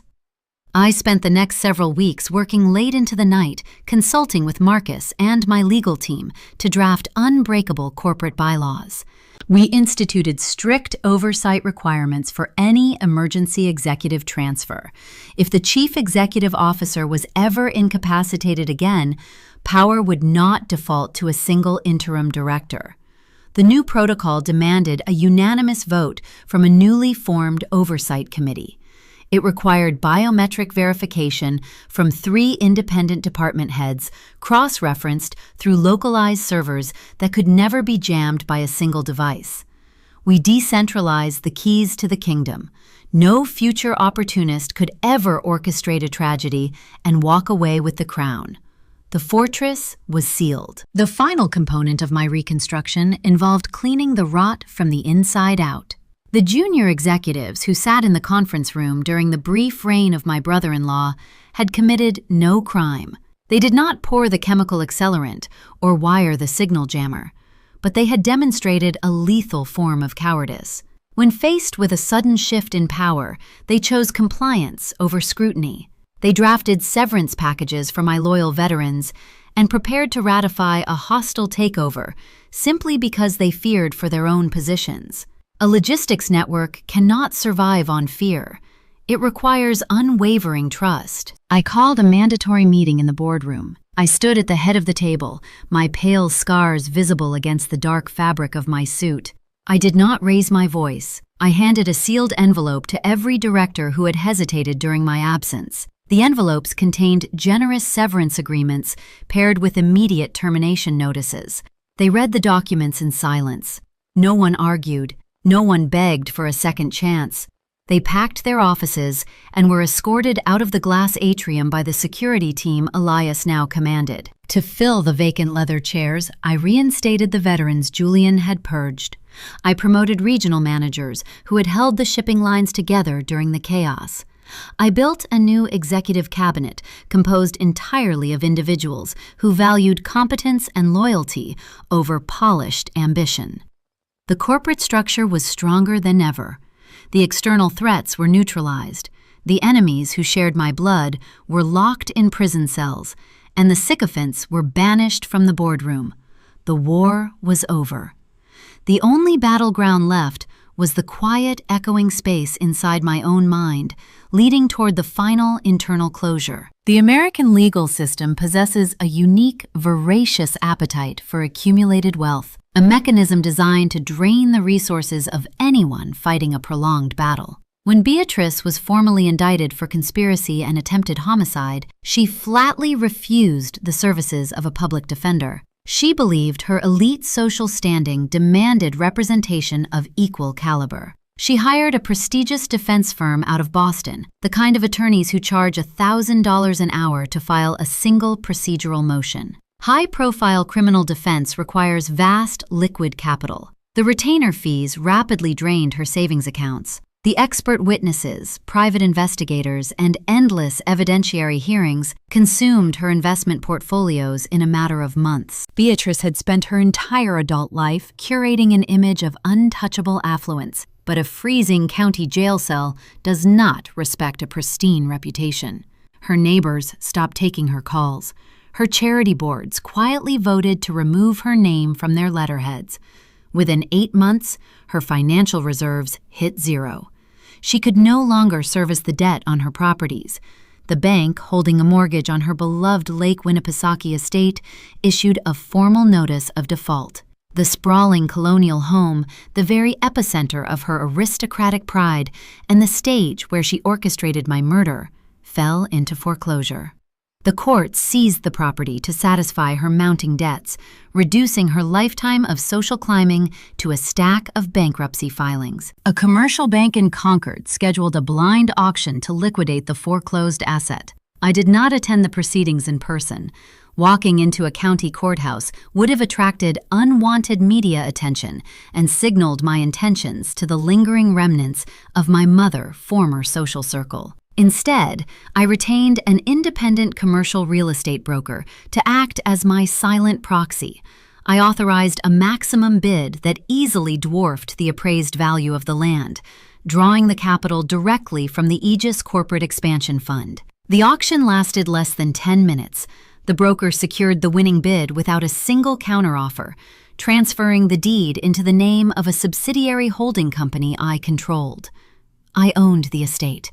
I held the deed to the pristine sanctuary where Beatrice had packed my breakfast and kissed my cheek mere hours before standing in a subterranean garage to watch me suffocate. Taking physical possession of the property required a site inspection. It also required crossing a psychological threshold I had avoided for the better part of a year. Since the morning of the fire, I had relied exclusively on private car services and executive drivers. The thought of sitting behind a steering wheel, enclosed within a metal cabin, often triggered a cold, suffocating tightness in my chest. The scent of a new car interior mimicked the phantom odor of the chemical solvent, but avoiding the driver's seat meant allowing my family to maintain a fraction of their control over my life, dictating my movements through trauma. I refused to grant them that enduring victory. I purchased a new SUV, choosing a utilitarian model devoid of the heavy ballistic security glass that had nearly served as my tomb. I walked out to the headquarters parking lot on a crisp Tuesday morning. The air felt thin and sharp. I opened the driver door and slid into the leather seat. I grasped the steering wheel. My pale, scarred fingers contrasted starkly against the dark material.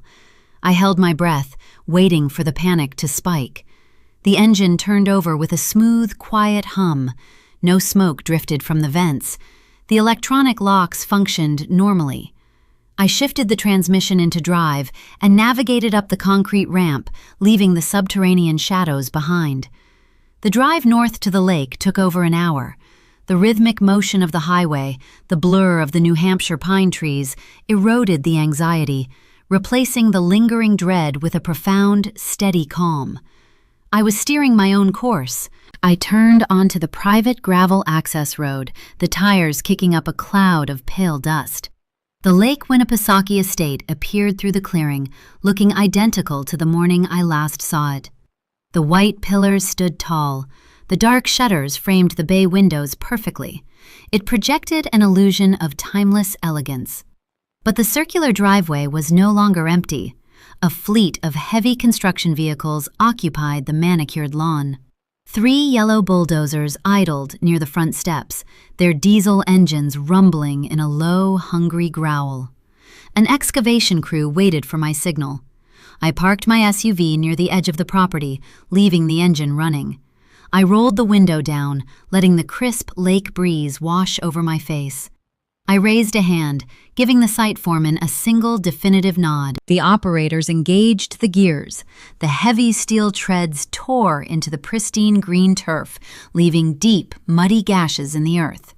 The first bulldozer raised its hydraulic blade and drove directly into the grand foyer. The heavy oak front door splintered into kindling. The brick facade buckled under the immense kinetic force, collapsing inward with a deafening roar. Plaster dust plumed into the air, catching the morning sunlight. I watched the steel blade tear through the kitchen where Vanessa had sat sipping tea, obliterating the granite island where my mother had handed me the insulated cooler bag.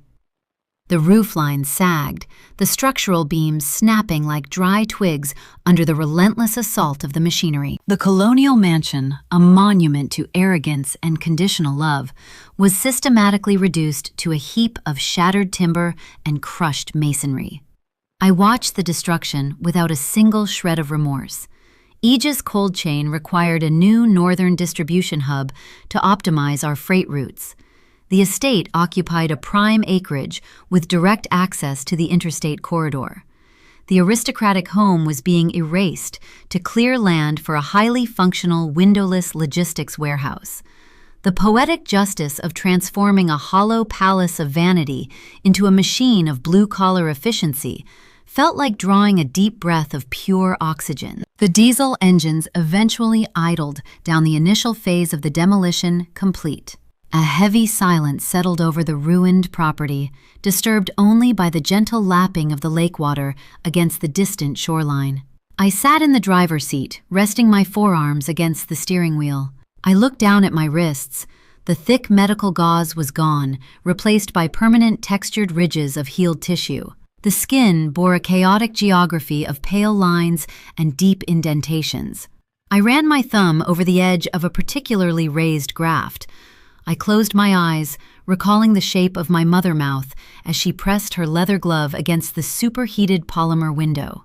I remembered her exact words, spoken with such chilling certainty, while the flames climbed the dashboard. "When the flames die, so will every trace of you." She believed the fire would consume my existence, leaving the path clear for her greed. She misunderstood the fundamental nature of the element she unleashed. The fire did not erase me. It acted as a crucible. The intense heat burned away the toxic weight of a family that viewed me only as a ledger. It incinerated the obligations, the guilt, and the false maternal bonds that had anchored me to their manipulation. The people who tried to destroy me were locked inside concrete cells, their wealth stripped, their reputations shattered, and their futures confined to the rigid schedule of a state penitentiary. I was sitting in the sunlight, commanding a stronger empire, surrounded by people whose loyalty was forged in action, rather than demanded by blood. I opened my eyes and looked at the scars one last time. They were not markers of what I had lost in the darkness of that garage. They were undeniable, permanent proof of my survival. They were the physical evidence of my family failure. The flames did not take my life. They forged an unbreakable foundation. And that is the one thing they will never be able to steal.